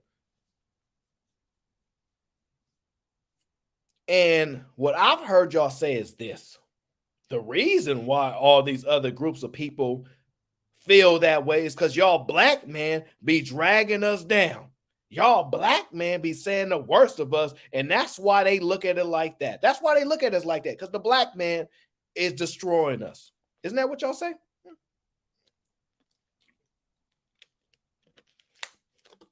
It's about one bottle down.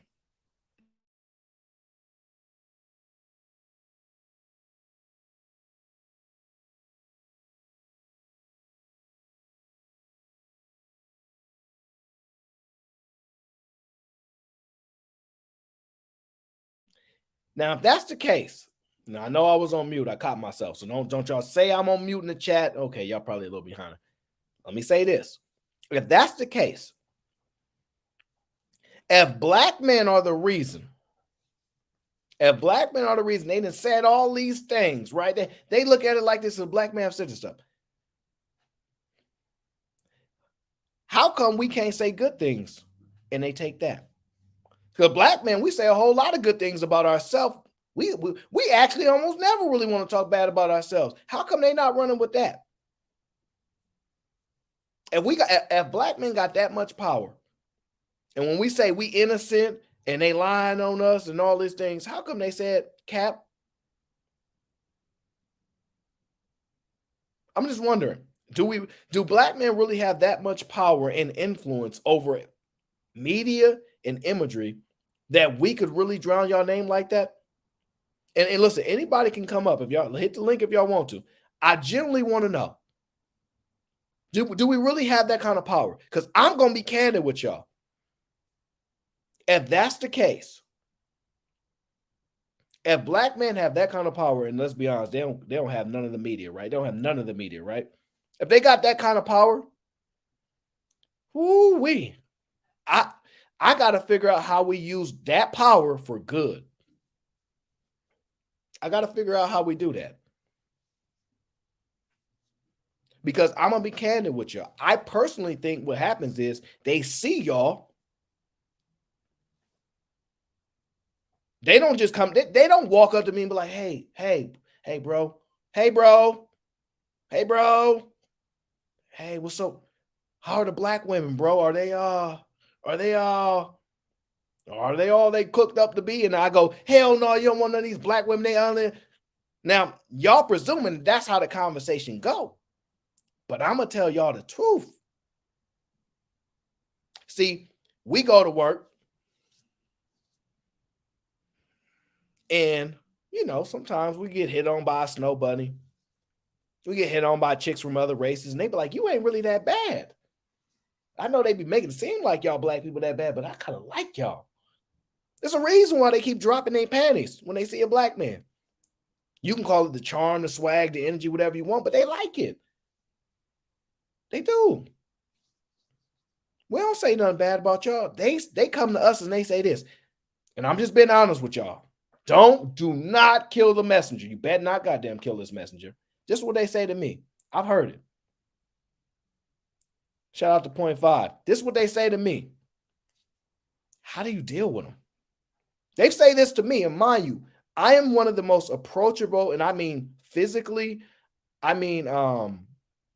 physically approachable black people that there exist. Most people are not intimidated by me, right? I'm not short, but I'm not intimidated either. I have a welcoming energy and face. So most people, I get along with a lot of groups of people, a lot of races. Now I'm in a diverse place, kind of sort of. There's not a lot of black people out here, but so they ask me all the time, how do you deal with them?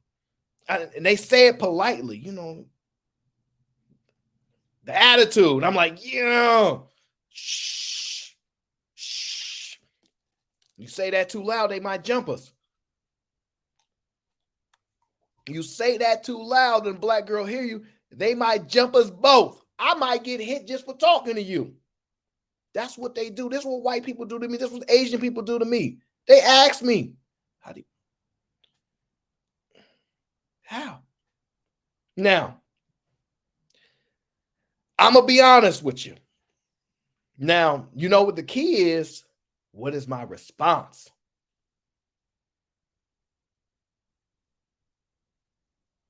The key is, what is my response? I'll tell you. I'll tell you what my response is.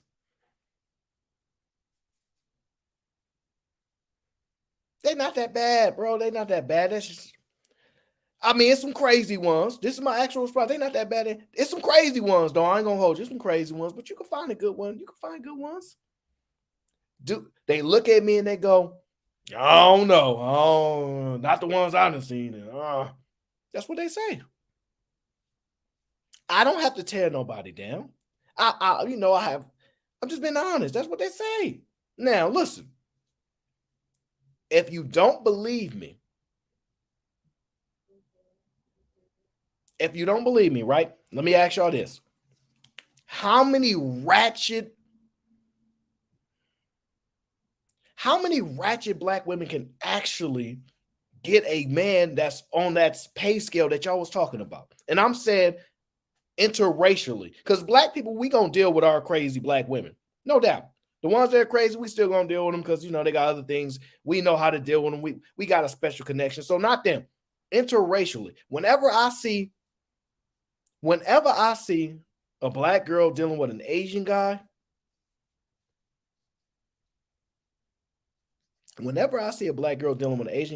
she talks.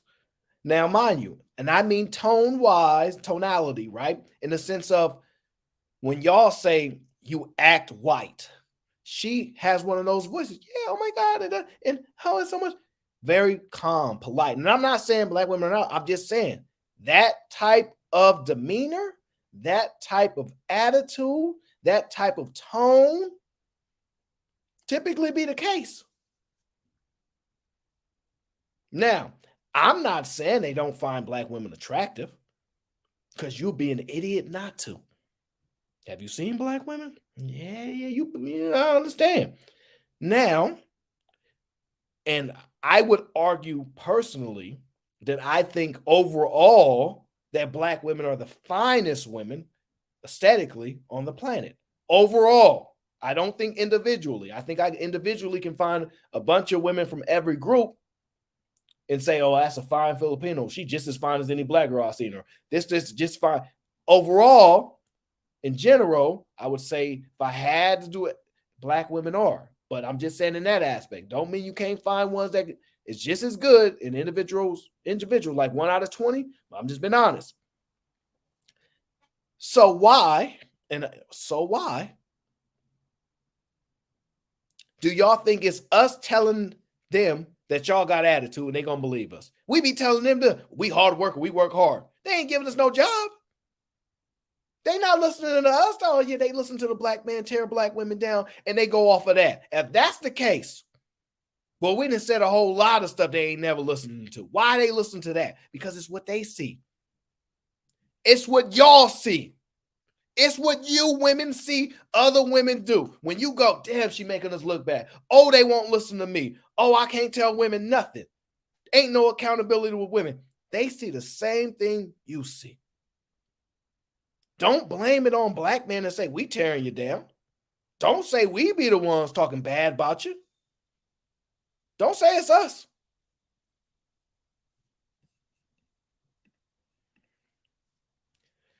One moment. Give me 1 second here. Hey, what's up, man? What's going on?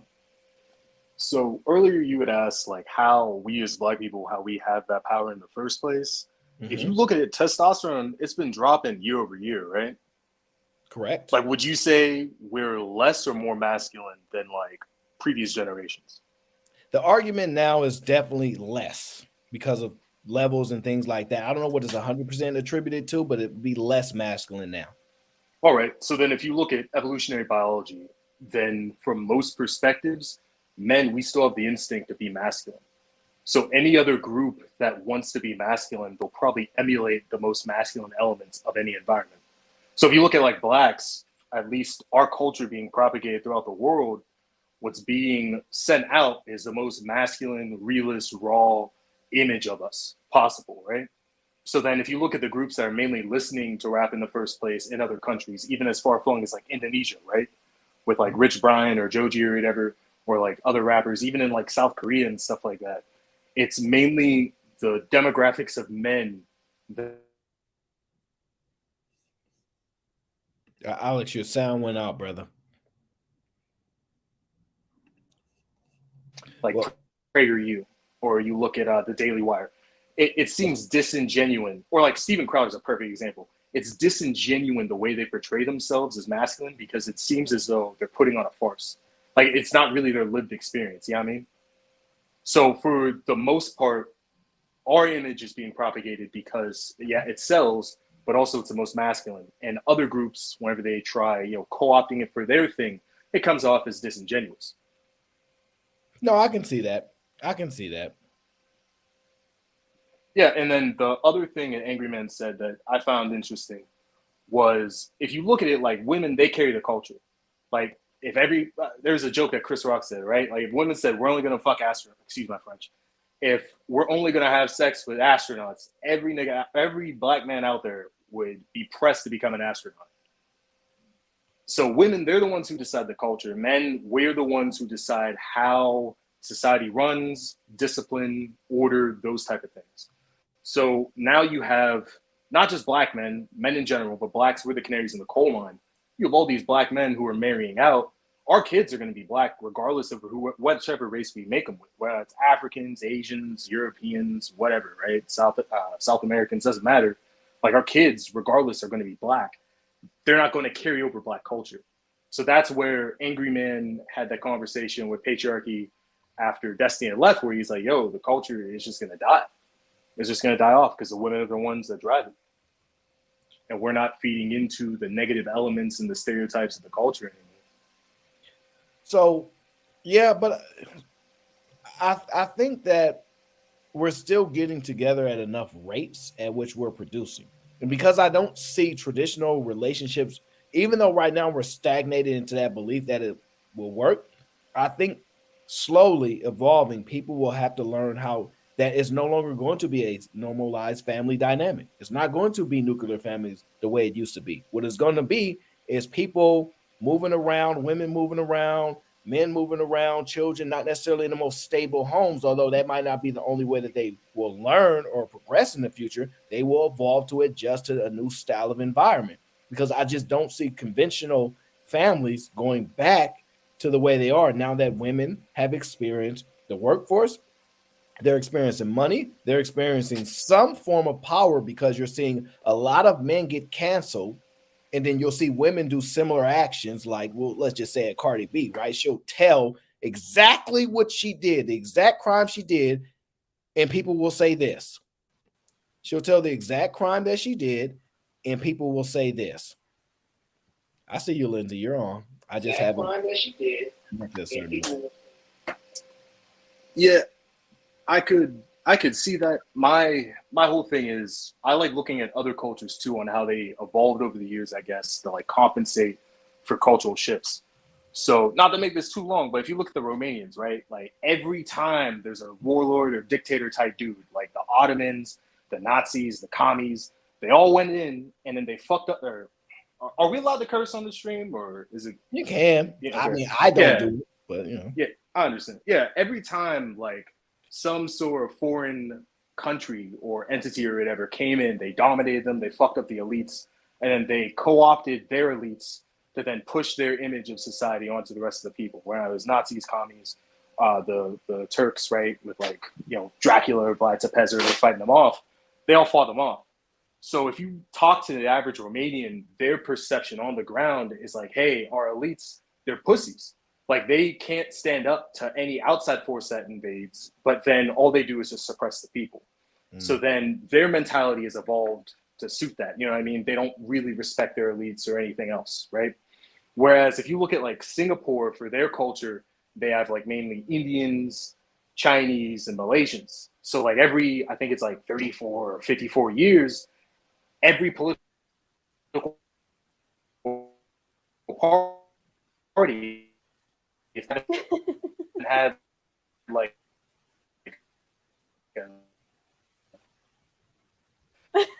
Sorry, Alex, you're back.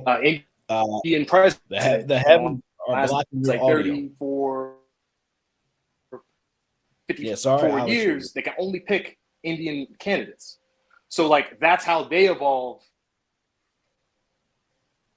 Yeah, Alex, Hello? your audio is it's intermittent. It's going off and on. Oh, hold on. Give me 1 second. No, no problem. I wanted to get my other person up here. Lindsay, what you want to say? I have a lot to say about a lot of different things, but now that you're getting on it, you're getting off on this particular thing. My comments are, not related, and that would bring this guy. You don't have to limit your conversation. It can be wherever you want. I'll meet you wherever you're at. Okay, I like to hear what he's saying when he's ready. One thing I was thinking about was the fact that a lot of women are afraid to get up here, and I think it's multifold.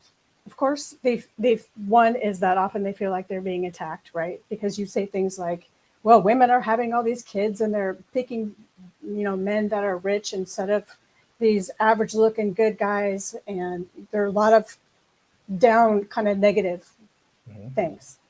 And then women feel attacked about it, and then they also feel like when they're actually on camera, they get attacked too, which is also true.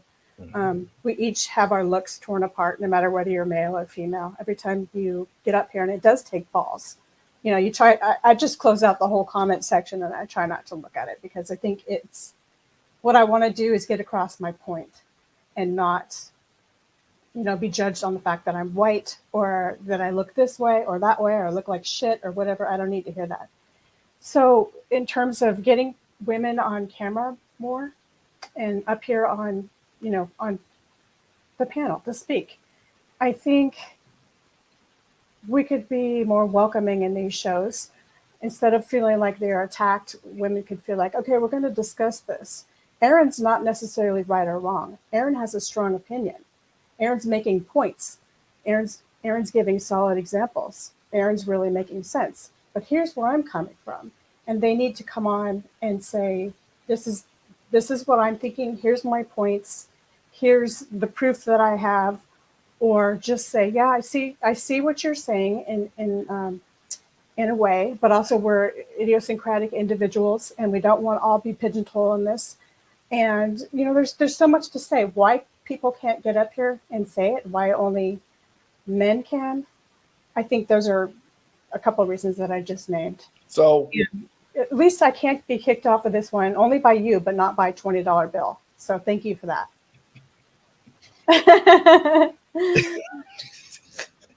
Oh man. The thing is, it's interesting you say that, right? But and I do agree there's some truth to that. But I've often said women, and this is why I kind of have the stream the way it is, so you don't even have to be on cam. I'm trying to find ways to neutralize that. That's a good idea. Because I noticed Cheeky does something similar to it, a little differently the way I'm doing it, but at the same time he uses like a counter block, which I'm gonna steal it from. I was just gonna do the stream on a different software in order to do that, to where women wouldn't have to actually show their face. But I will say this: these same women do not go cam up in other spaces. I don't like the women that I see that refuse to go on cam are just people that refuse to go on cam. They're not going to a overwhelmingly dominated female space and going on cam. You see what I'm saying? And I think it's because they probably don't care what other women are saying, or they already know the points that the women are going to make, and they rather have the conversation with the men because men tend to make better points in general. I think the men have been outstandingly cruel in general. I can't name any specific people, or I could name one, but that's beside the point.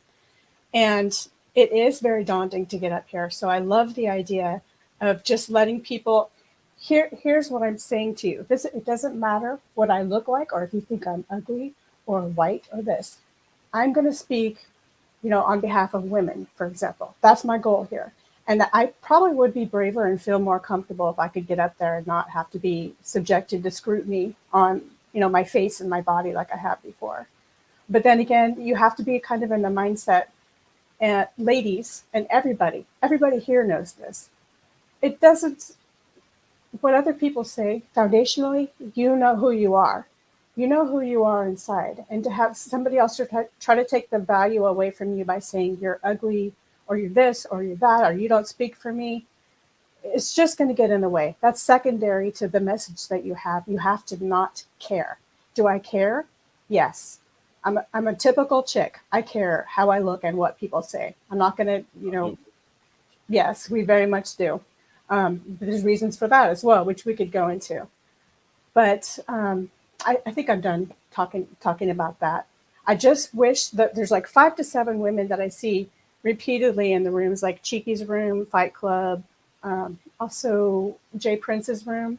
We're kind of all the same groups and of women, and I see them getting mad, but I don't see them camming up. And sometimes, I'm going to be honest, they get up there and they yell, and I feel like, well, nobody's going to hear you now, because when you yell, people hear you less. And that's one of the things that I have with AngryMan. And AngryMan, I think you're here. I don't know. You could get up and tell me off or whatever if you want to do. You already kicked me off of your show. Let's do this. Let's be real. I can't talk to that dude because he is yelling. He's yelling at me all the time. So I don't have a conversation with anyone like that. Okay, and the other thing that I wanted to, before I go blah, blah, blah, blah on that, and this other man over here wanted to keep speaking, I wanted to comment on, why are you going like this? Go ahead. Okay. I know whatever I say is not going to be popular. I'm just going to talk to you because you're a person, I'm a person, and we can talk person to person. And yes, you could tear me apart easily in argumentation, but I'm going to try. Okay, the other thing I wanted to talk about was victim mentality and self-esteem and value. But I also don't want to cut the gentleman off that was before me, and he was trying to get his mic fixed. And because that's a whole... Oh, no, go on. You're good. Oh, wow. Okay. Well, the victim mentality, there's a woman here with the name Victim Olympics, and that name always makes me laugh. And it's because it makes sense because we're always complaining, right? We're always up on here complaining about not what's right or what's working, but like men do this or women do that, or the black culture does this, or white people do this and that.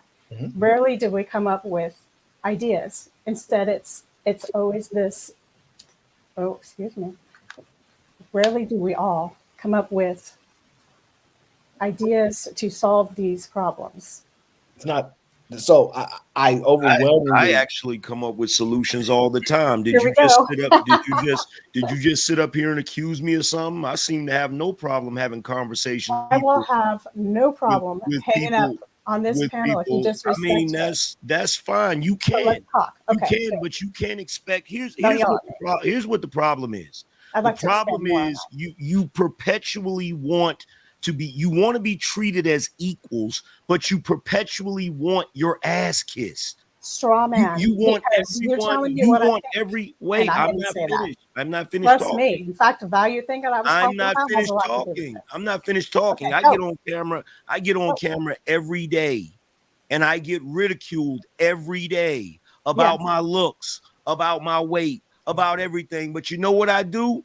I keep pushing forward because Yeah. I know that what I'm saying out of my mouth is valuable. I know what I'm saying. I know my thoughts. I know my ideologies are actually valuable. And what I understand is that the people that are going to talk about my looks or deflect on other things, those are the people that's not worth trying to get through to in the first place. Agreed. But when you women come here, it's the most ridiculous thing in the world. I have no problem treating you like an adult, which is why I speak to women the way I speak. I speak to you the same way I speak to guys. It's no different. But see, y'all want us to continue to behave as if it's the 50s. You have to pick a struggle. We're either going to treat you the same as we would treat the guys, or we're going to treat you like the little women, which I thought you didn't want that. Let me, let me give you a kind of a different perspective on that, on treating people. Um, I'm going to use the word manipulation, although that has a negative connotation, but I'm going to use it in a way that means to get what you want. Now, I'm not talking about for good or bad, for evil, for positive.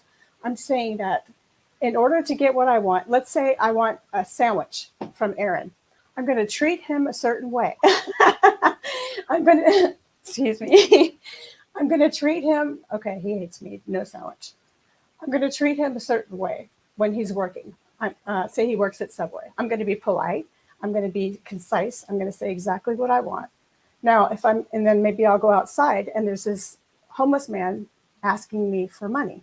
I'm not going to treat him exactly the same as I'm treating Aaron, right? I'm not going to treat my mother the same way I'm treating Aaron. I'm not going to treat a teacher, a professor. I'm talking but when you come into mainly, now you're interrupting my point. You actually just described the way women treat people. That's not the way men treat people. No, everybody. Excuse me. That's not true. Everybody that is true. Okay, look. Oh, great. I have to have this conversation with you, and you won't let me talk. No, you can't. We're gonna try this. You can't handle having a conversation. You only want to have a conversation where somebody tips the scale for you. I don't have to agree with you. I'm up here. And it's not an attack because I don't agree with you. That's what you don't get. Okay. We're clear. Okay. I got you. It's not an attack on me just because you disagree, no matter what your tone is, because I can take your tone, and tone is very important in an argument or debate or conversation. And I could just say to myself, don't be offended by his tone. This is the tone that this man uses. So I'm going to do that and not assume things. Now, what I wanted to go back to is manipulations and how it can be used as a utilitarian thing, not bad or not good. If Aaron, I'm just going to make an example out of you because you're right here in front of me. If Aaron goes to the doctor, he may represent himself a certain way. He basically is the same person, whether he's talking to a doctor or whether he's talking to a little kid. But he's going to represent himself and maybe change his tone or the words that he uses or his body language when he talks to a little kid versus when he's talking to a doctor and saying, yes, this is exactly what the matter with me. What's the matter and this is where my pain, and I have documented this, and he's going to want to sound more articulate and intelligent, right? Now, that's not manipulation in a bad way. All I'm saying is you behave slightly differently from person to person. You, whoever you are. So I want to ask you this, Lynn, because that's. I forgot where I was going with this. It's okay when you remember. You will come back to. Let me ask you this: men talk to men a certain way, right? It's just how they speak, right? Right. So how do women speak to women in which they then speak differently to men? Because your tone sounds the same to me, whether you're talking to a woman or to a man. How do you change your tone if you're talking to a man? Well, am I angry? Am I mad? Am I pleased? That wasn't my question, so I'll reiterate my question. Okay, my tone is going to be the same to you as it would be if I were talking to Cassandra in chat. So that's the point. Right, because when I don't know. The point is y'all don't have to change your tone. You're saying your tone is the acceptable tone, right? I talk like this to women. No. Nowhere did I say that my tone was acceptable. I said that when we talk to each other, tone is paramount in making your point. Like, for example, if Aaron, I'm talking to you like this, and I'm saying the same thing I'm saying, and you can see my eyebrows furling, and I'm going like this to you, that tone is way different than, hi, Aaron, I'm trying to make a point. I hope that my voice is audible, that you can hear me. Here's the issue. We're even going to argue on this. Really. Here's the issue. See what I mean? Now you're trying to control the conversation. He said I could get up. We could get up here and talk. Now you're trying to control the conversation. See, here's the thing, and this is what's so disingenuous to me, especially when you deal with white people in general. Here we go. All right. Comment Yeah, on my I'm skin going tone. to call it out. I'm Thank going to you. call it out. And the Thank you reason for why I'm going making to my call it point. out, the reason why I'm going to call it It out doesn't matter that I'm is white. because you I'm have not talking you have about a white and black very issues. you have a very condescending Oh tone. my God, really? And you believe just because you're speaking even keel that means you're not being offensive. I'm hearing Oh. it, but guess what? I'm not listening to it. I'm trying to pay attention to what you're saying so I can get what point you're making. So to come at me because I'm passionate in the way I speak, no one, if I was in New York right now, no one would have a That's problem different with my tone. than yelling. No one. When you talk to me in rooms before you yell at me, it's very daunting. It's very daunting, and I'm But just being Oh my honest. to And be I feel fair, like I angry can't black talk to to you be fair, because to be you fair though, interrupt if you me look at and it, you if you look at yell. it from this, right? But anyway, I I don't want get to that, make but this if you about look at me. it from this Nobody is perspective, interested in me. They I care know about that. me. Yeah, that's fine. That's fine. But if you look at it from this perspective, right, as like a black man who works in a Fortune 10 company, I've interacted with a lot of different races across a lot of different countries. I've been told before, hey, you're kind of loud. And I have to explain, well, that is just how I was raised. That's the people that I interact with. You Once sound great people to get me. used to it, hold on. Once people get used to it, then they're fine with it. So you have to understand that for a lot of black people, we're just loud. It doesn't mean that we're angry. When angry man's yelling, he's not angry all the time. He's honestly not. Is that what you call Like, an angry man? No. I don't want to jump the point. I was making a point. We're not going to lose it. Lindsay, you said my tone's the same with men as it is with women, right? It depends on this. Yes, in general, I'm going to say yes. So I'm Like if I'm saying mad, it's probably going to be the same as angry the man woman. talks how men talk. No, I can honestly say that I Aaron, disagree with that. but here's But the thing, though. Here's I the get thing, your though. point, okay? I Here's get the your thing, point. though, because you I just don't. hold on. You just said something. You said, is that why you call him Angry Man? What about Debo from Friday? His nickname was Tiny. Was he tiny? It's hilarious that y'all don't understand what my moniker is, and I've explained it so many times. I don't know. I Israel's don't listen younger to you. brother, I'm sorry. Israel's younger. Well, Not maybe if you familiar with it. listened, you would have new information, and you could stop making assumptions. Okay, let's go back and rewind a little bit. I want to comment on something that you said, even though I don't want to make this all about me. There's one small thing. You said I seem condescending because I'm talking in this like calm No, or it's not your tone. monotone. It's not your tone. Can you please tell me how I seem condescending so I can correct it, because I do not want to come off that way.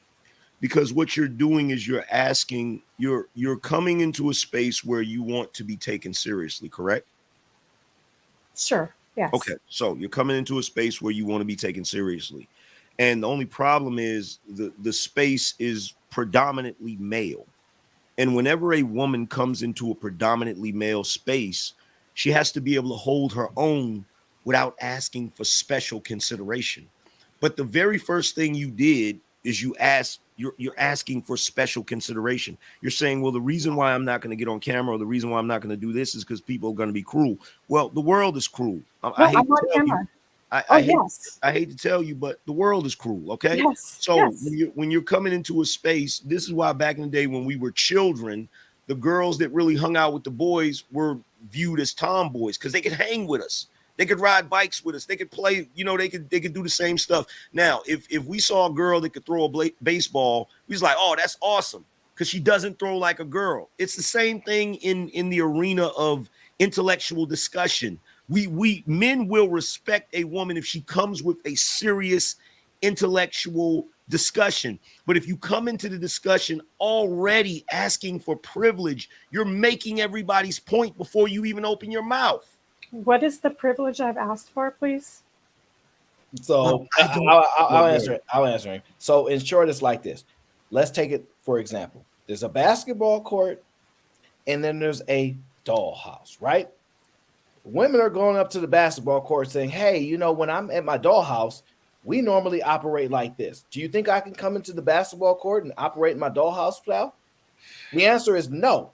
And the reason why is because if you're going to come to the basketball court, you got to know how to play basketball. And What if you about don't, authenticity? hold on, 1 sec. And if you don't, you cannot ask the referee and go, hey, do you guys want to change the rules real quick so we can get some of the girls that's normally on the dollhouse over here with the guys? Because most men cannot go into female spaces and get to be men. They have to do what you said. Oh well, I want to watch your tone if you want to be over here with the ladies. Sure. And you get what I'm saying. I'm trying not to make it. So Yes, I understand. When in Rome, kind of thing. Well, I saw 5 to 7 ladies in chat when I was writing, and so I thought it was a kind of co-ed kind of group, and that it would be. It is if you can hang. Am I not hanging? Well, see, you know what's You're interesting? You know what's interesting about this? And Okay, Aaron, I'm not. Okay. Aaron has probably seen me do this. A lot of people watching has probably seen me do this. If I go to a woman's channel and it's predominantly women over there, Okay. I kind of have to make a small adjustment. I'm like, okay, I know it's a bunch of women watching, and I know they're gonna get offended if I get too hype or whatever. But the problem is, and you may not understand this because it's a cultural thing, all right? As a black man, I am always having the code switch to make everyone else comfortable. I'm always having to tone down my masculinity to make everyone else comfortable. And it is frustrating. Yes. Beg your pardon? That's an example of what I was talking about. That you maintain authenticity. You are who you are, no matter where you are, whether you're talking to a little kid or to a doctor. But you're going to change your behaviors just a little bit. But there's one caveat though. You said you're changing. See, this is why I said that was a woman thing, because when you're talking about changing your behavior, you said in order to get what you want.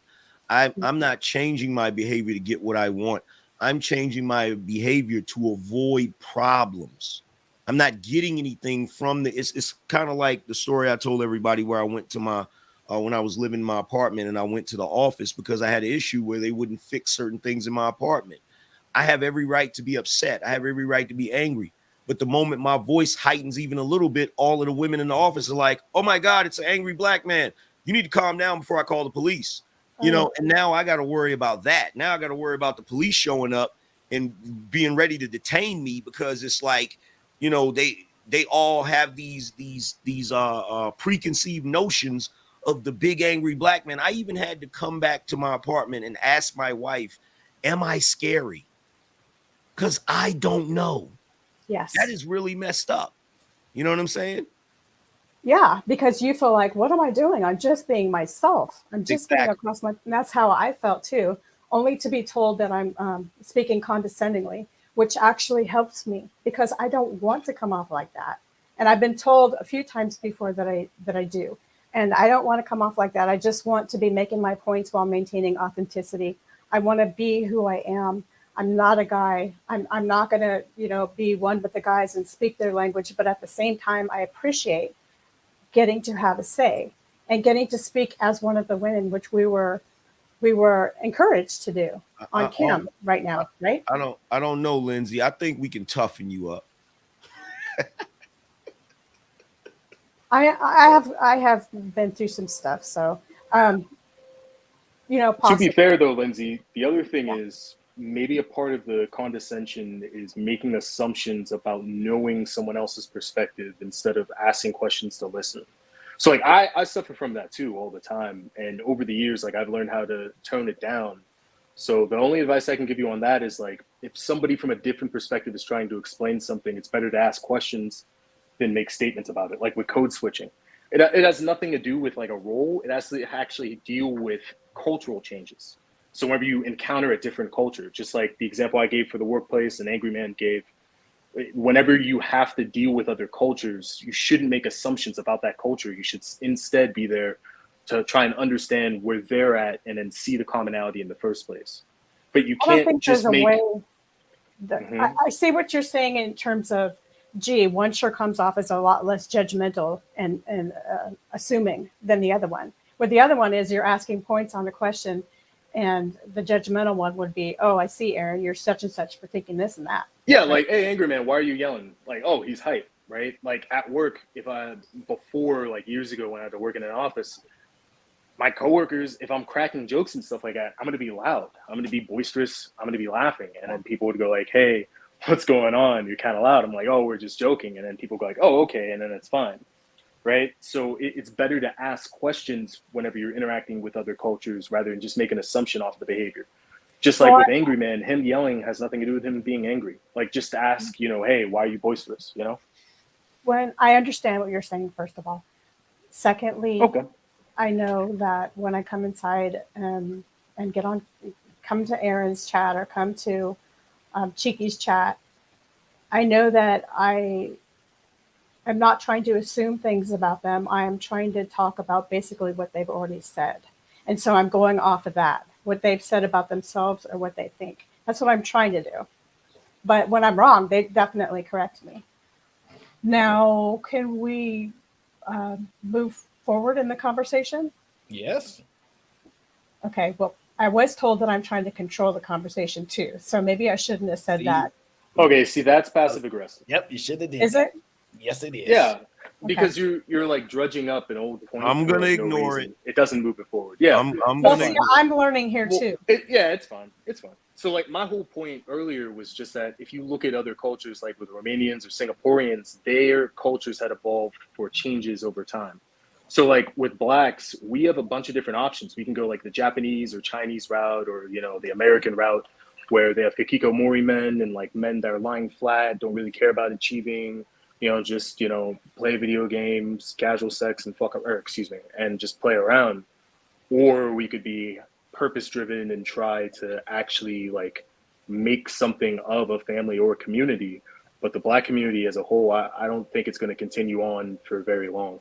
Just to wrap up what I said earlier, because now AngryMan's here, like how you talked with after Destiny had left, where women, they're the ones who drive culture. So black men, if they're either marrying out for different cultures or choosing different agreeable women, then the elements of black culture that are being exported globally, those are the elements that black women chose, right? If all black women decided, hey, we're only gonna fuck astronauts, then every black guy is gonna be an astronaut, right? So like black culture as it stands, that's gonna change. And we have a bunch of different options. Alex, I would just get a white woman. Yeah, that too. But you'd have to drastically change culture. Like the crazy thing is that's why I get upset when they say, well, why are you blaming the women, this, that, and the third? Well, I was always taught that mother is the first teacher.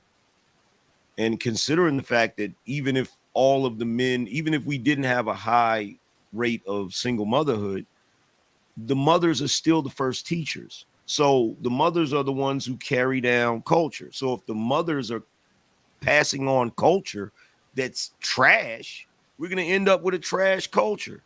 So until the women are actually on the same page as the men, it's going to keep going that route, and men are going to have to keep pursuing other options. It's just a reality. Everybody's wondering why they can't see the panelists. Is because I'm trying to give some of the panelists a little more anonymity. Obviously, the AngryMan doesn't necessarily need it, but I don't care if you put me on. And then also, I'm not trying to get canceled.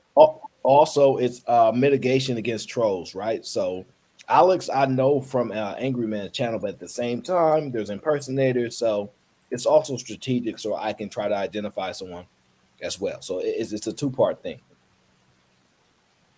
Now, Lindsay, you say you want to be on camera. Actually, I'll give Lindsay a lot. I did not say I want to be on cam. I'll give Lindsay credit because I have to take attacks, whatever. I don't read them, so.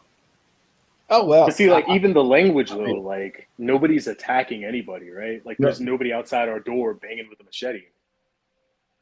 Okay, I see what you mean.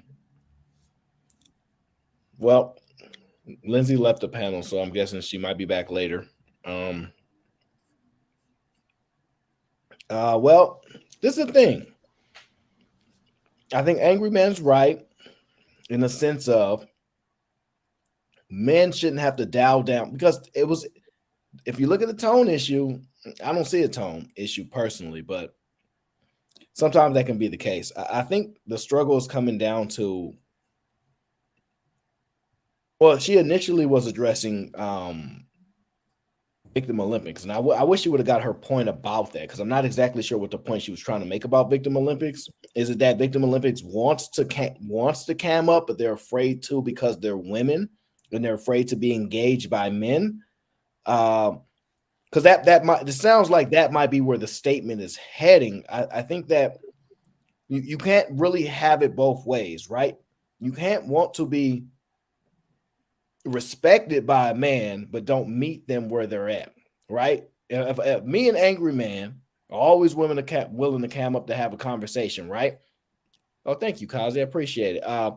Kudos for allowing thought-provoking conversation every time we're going to try. There's going to be a little bit of nonsense involved as always, but we're going to try. But if you want to have the conversation with the men, you have to meet the men where they are. And if a man's willing to cam up and you're like, I'm afraid to cam up, you're not really meeting us where we're at. And I think that's a lot of the issues that we're having, because I have to stand on what I say, right?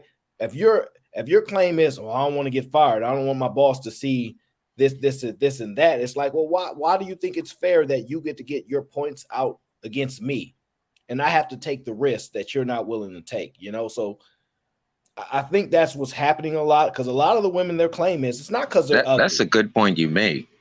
Well, I say it's because they're ugly, right? I say a lot of the women they don't want to cam up because they're ugly. That's just my personal belief. I'll be damned if a woman come up on this panel, hit the clam link that's always in the chat, and she be fine as hell. I'll be like, well, goddamn. I think what it is you got a lot of people trying to, they've created a delusion in their head, whatever it may be, for whatever reason, for confidence building or whatever, and they just don't want anybody to shatter that. They don't want anybody to shatter their perception of themselves physically. And that's more of a woman problem, even though you do see it amongst guys, because there are a lot of guys that don't want to cam up, right. Which this boils down to, I mean, of course, you have some guys and some women that don't want to cam up because of their job or things like that. But you have a lot of people that they just don't want to be put under scrutiny.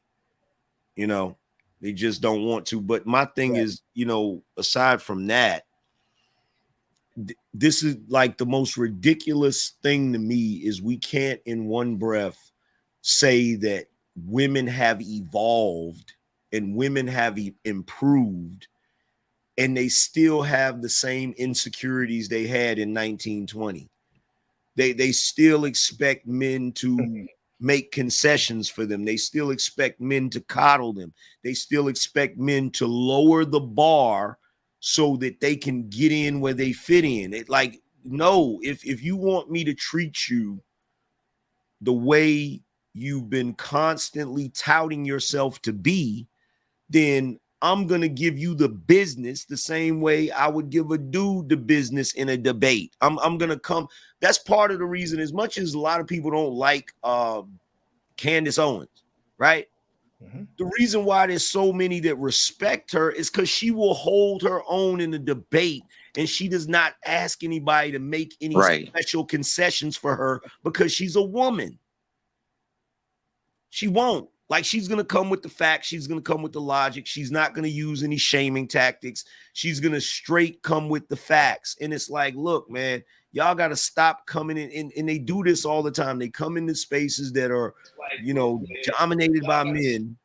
And the first thing that comes out of their mouth is, well, I'm not being allowed to talk, or, these guys are too aggressive, or, and it's like, come on, man. Yeah, no, I agree. That's why I try to give her the analogy of that. You can't come to our court. And I'm not saying this space is only for men, right? But I'm saying if there's 19 men on the court and you want to be one of two women because you like, hey, those men seem cool, or I like the way, you can't be like, hey, let's do girl push-ups, right? It's just not going to really work that way. It's just, I think the truth of the matter is they ugly. I'm going to just say it again because they was in the chat. Like, a lot of these women are ugly. They're afraid to cam up. No, I'm just being honest. A lot of them are ugly. They probably overweight, and they know that they'll say certain things like, you don't make enough money. Because what happens is they want you to argue points. Reasonably, I'm with that, right? However, there's nuance to it, right? For example, if I am 600 pounds and I come up on here and say, well, these women, they asking for men to make all this money. The first thing they're going to say is, your fat butt can't get one of these fine women anyway. They're not going to keep it all to points, because at the end of the day, you're talking about a life you haven't even experienced. You're talking about things you don't even you're not even supposed to be at this table. So they know that that's what's going to happen. If you're fat, guys gonna be like, man, ain't nobody checking for you. How dare you talk about skinny people problems or things like this? And if they ugly, let's just be honest, ain't no man check. Where your man is the first thing they gonna hear. A lot of these women don't have men. A And lot of so these women do the not thing have is, right, men. Aaron? The Just thing telling you. is, right? Angry man, shout out to you, man. That's actually Well, the one this. second, Sean. One point to make. Okay. I didn't tell Lindsay because I like Lindsay. You could still be kicked off the panel. I'm still a capitalist. I don't want you to get that mistaken. Go ahead, Sean. Yeah. So first of all, man, a lot of people don't know the black men. Many of us are very articulate, and a lot of people on, I guess, Destiny's channel thought that they would have seen an incel, and this man was able to articulate and make Destiny understand. Not only make him understand, because Angry Man went on the panel and said, just attack my points, counter what I'm saying with what your belief is or what your facts is. So when this is what you're supposed to get out of the debate, the better understanding from two perspectives. And I appreciate that, Angry Man. One of the first debates I watched you was with Princilla. I don't know if you remember Princilla. Yeah. And you actually tried to reel her in, but she just but once again, a black man articulating themselves, and they're looking for some kind of monospheric red pill dream where we're just gonna beat women or shout women off, or like they think very Okay, horrible. Kenshawn. All right, Kenshawn. The people gonna vote to kick you off if you keep talking down this road you're going. Right. So let me But ask. they think, because the words they were saying in the comment of Destiny's Live, they really think like we're really hurt. Yeah. We're very intelligent, and why would you care what they said in those lives? Forget all that. We know because that's the it's whole the point I part was of the making. brain. Well, let me No, say that's this. the point that I was The making. DM that I sent you about Yeah. Vice. Yeah, I won't bring that up because it's a different I might topic. do a review on that video. I might do it tomorrow. Actually, I didn't Yeah, watch it because all, but I and was see, like, this is what it comes down to. I gotta go to Angry Man as a man to speak about straight men issues. I gonna cry on Angry Man and Aaron's shoulder, and they're gonna hold me hold on one accountable, second, right? Sharon. Hold on one sec. Vanny Roof says, dang, Aaron, not camming up means you're ugly. What about those who are shy and not comfortable in front of a camera like me? Well, if you're a woman, I'll say this, right? I'll do the Aaron O challenge. What you can do, you can come in my back. You can come in my back, turn your camera on. I'll look at you. I will not bring you up on cam. I will not bring you on the panel. And I'll look at you and I'll go, well, goddamn, I was wrong. And I will tell everybody that you ain't got a cam up. Then you go back in the chat and I will say, look here, you know that person in the chat, they fine as hell. So whatever they say, it ain't because they ugly. I will admit it. And so you ain't even got to come on panel. Call it the Aaron O challenge. Hell, you can go on Angry Man. He'll do the same challenge. That's my brother. He'll do it. All you got to do is be in the back. We'll look and we'll report and we'll let everybody know when this person in the chat and say this, they are fine as hell. They are not overweight. They're not this, and that. And we'll acknowledge it. My guess is y'all not going to do that.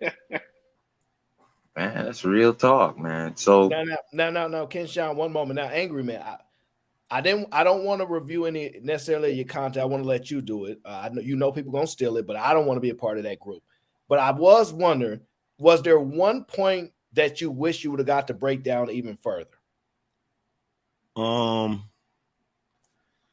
No, because the thing about it, like having a debate with Destiny, like there's some cultural issues there that's going to be a difficult conversation.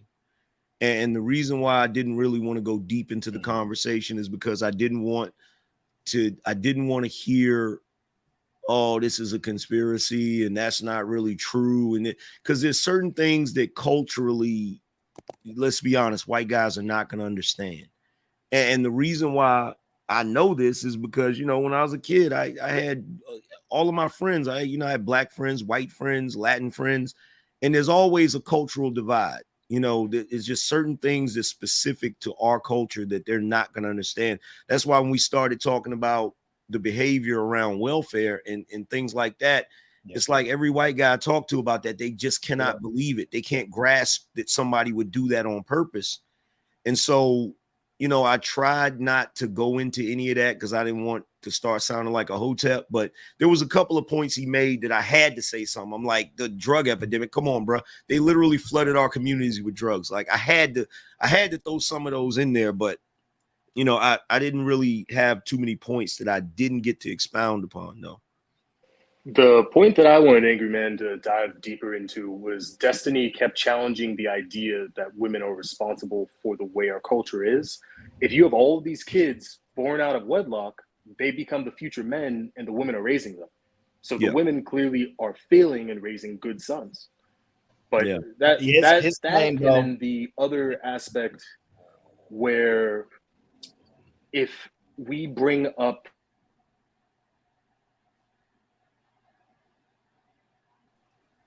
I think you're muted.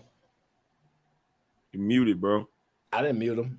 So the thing is though, with that Angry Man is that's why you got to bring a Section 8 baby like me on the panel. Now I wanted to just watch it. You know what I mean? So you got to let me come up there and you know I refuse at this moment to embarrass any people in my family because they ain't asked for this public you know viewing of their life and whatnot. But I'll let you know. It's a long history of this Section 8, and they go from mother to daughter. The sons don't normally do it. This what the sons do is sometimes they're part of the gangs or whatever, and they just sleep with the women so they can stay in the house because they don't typically get the Section 8. So they get the women, they get the Section 8, and then they have babies with them, and that's how the cycle tend to repeat. So it's usually the women lead it, and then when they said things like women are not selling drugs, it's cap. Women are not willing to take that particular risk, but they are willing to assist you with it. And he don't know nothing about that. He don't know nothing about that purse. They got the, and he don't know nothing about the fact that when Angry Man mentioned that the women's from the 1940s or 1950s and 60s, when you look at the single black mothers, right? Okay, hold on. I will admit when you see Vanny Rue in the chat, she is not ugly at all. Okay, she is not ugly at all. She is not overweight. I will just acknowledge that she is not. But you know, she's an attractive woman. With the whole discussion though, I know a lot of people wanted me to just tear into him, but that's like, not you. Yeah, that's not me anyway. But if it went down the road of being a shit show, then it wouldn't have been productive at all. Because when you have conversations with leftists or liberals, they're waiting for that moment so that they can discount everything that you said. They can dismiss everything that you said once. It has to be a productive discussion so that there's no excuse to be like, oh, well, you see how they act. You know what I'm saying? Like right now, like, oh my God, right now, bro. They're gonna everybody that co-signed that Tate dude, they're gonna run with that. They're gonna have a field day with that. You know what I'm saying? So you know, that's one of the tactics. So I didn't really have any desire to, and I'm pretty sure his audience was going crazy, but you know, that's his tribe. I don't expect them to agree with everything I'm saying. Yeah, I don't know much about the Tate guy. I've heard some of his points. I agree with some of his points. You know, things like that. It's just the unfortunate aspect is they're using videos and things like that to say he said this, and I'm like, well, I mean, we got people that's on video saying some of the things they said, and we ain't going back to get the women. It seemed like only men get caught up for the things that they say on video in the past or things like that. True. And it's just mind blowing to me. But you know, it's men. So what can I expect? Yeah, he didn't even understand when Angry Man was telling him that it's 3 million more black women than black men. And when we talk about, yes, men is hot, he was trying to make the point that men are responsible. But how can black men be responsible when 50% of us are childless and single? And then on top of that, there's 3 million more black women evoluting from 1980, and they're having sex with multiple men, including Latino, Asian, all sorts of different races of men. And guess what? It's not most black men. And they're outnumbering us having babies. So it's more single men without babies and more black women with a child. So that means they're finding someone else, literally. Well, here's the thing.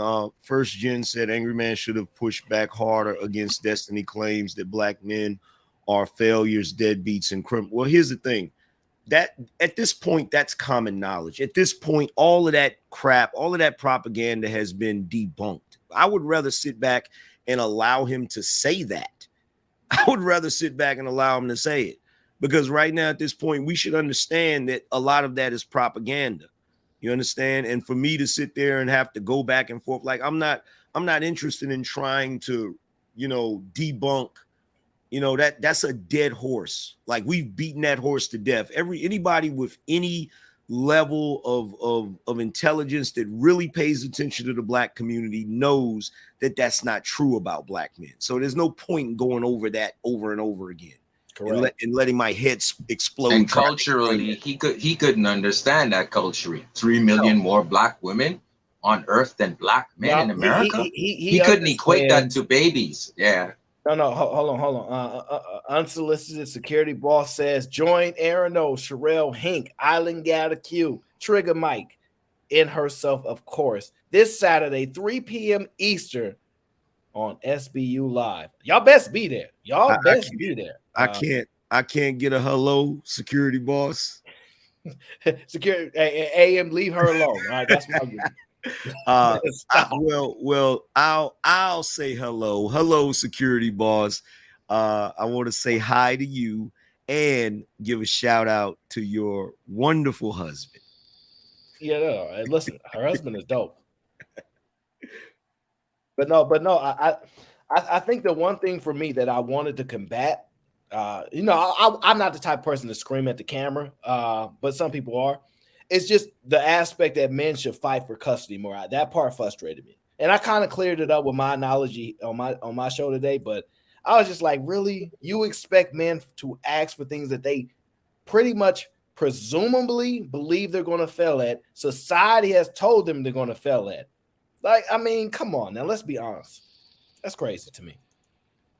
Yeah, and it all goes back to cultural differences too. Because if you look at Johnny Depp, let's say, right, like how you had said earlier, nobody's drudging up videos from the past. Whenever they drudged up videos for Amber Heard, it took like what, $3 million for anyone to even believe it, and for it to be admissible in a court of law. Like, that should be proof enough. Freaking Mattress Girl, right? Emma Solkowitz. All these women performing false allegations of rape. You know what I mean? But obviously, Destiny doesn't pay attention to those aspects because, he has a different lifestyle and a different culture. He's not trying to go the traditional marriage route. Yeah, that's not true. Well, he was through a divorce. I mean, I think he said his baby mama or a child's mother. I don't know his exact terminology. I thought that was interesting, right? But I think that the one thing I learned about Destiny is that he does have a certain level of patience. He's not overly emotional, and he does bring good points. When you counter him on a point, he doesn't necessarily highlight that. He kind of slides over that really quickly. He slides it. He slides over it really quickly, but he's fair. He's pretty fair in how he agreed with most of the things. Yeah, he agreed because I think you can't dispute stuff. Like, Angry Man said a lot of stuff. He's down with tradition, bro. Not most of the stuff that Angry Man says that you can necessarily outright disagree with. You might say, well, I mean, I could see that, but I don't like it. But he ain't really going around giving around a lot of false propaganda. Let's just be honest. And it's hard to argue certain points. And he's just well suited for the conversation. It's just his life experience. See, his narrative is already built. That's why I said earlier. The only person that I personally think, and this is my opinion, Angry Man, you can take it how you want to take it. The only person I think that can actually possibly beat you in a debate, I can only think of one name. Who? Now, I will tell you this. He's known as the king of the universe, Dark Lake. That's the only person I think that can. Oh, really, really, really, Aaron? Really, Aaron? Only person. Oh my God! We must bow to Dark Lake. He is the truth, the light, and the justice. Yo, shout out to Security Boss. I appreciate the shout out. Yo, we have to bow to Dark Lake. He's the man. So one of the things too, I think. So real quick, guys, listen. It's been real, it's been great, but we got to go. Y'all know Lapeep Let's Talk is starting soon, and I don't want to miss it. I want to make sure I'm supporting my people. The people that support me, I support them. So I recommend y'all head that way. I appreciate everybody coming on the show today, everybody that supported. Everybody that's going to continue to support, or I'm quitting. Sure, if I don't get no support on these dang shows, I'm quitting. Forget all that. Y'all don't love me. You know what I'm saying? Angry Man told me to know my worth. I was going to know my worth. Yes, sir. But yeah, I appreciate you, AM. Listen, make sure you do that breakdown because I want to see you break it down. If you want to. But yeah, I think it was definitely a good look overall. And I don't know if you was going to do your show today again or not, but let me know. I might go check out what topic they talking about on Lapeef. If it's goofy, I'll probably do a show. But big facts. All right, Brody. I'm gonna holler at y'all later. Peace. Thanks. All right, y'all. Y'all know what it is. Make sure you hit that like. Don't unsubscribe unless y'all done with me, which is possibly the case. But listen, I appreciate y'all. Thanks for joining me today. I have this week off, so do not expect me to drop show after show after show after show after show after show.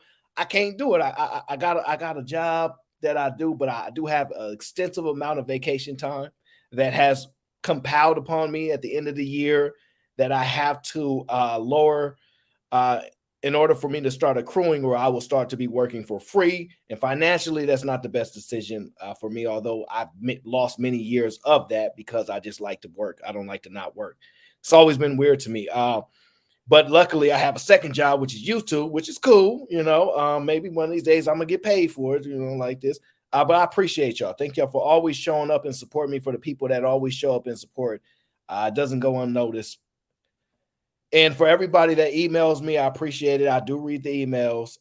Sometimes, you guys just saying kind words, giving thoughtful insight, and I appreciate it. Thank you for always rocking out with me. Shout out to my guy, AL. Stop sending me them workout pics. I don't want to see no more videos working out. I'm already shamed enough, okay? Make sure y'all head over to Lapeef Let's Talk. Support the people that support the people. And I'm going to holler at y'all in the next episode. We gone.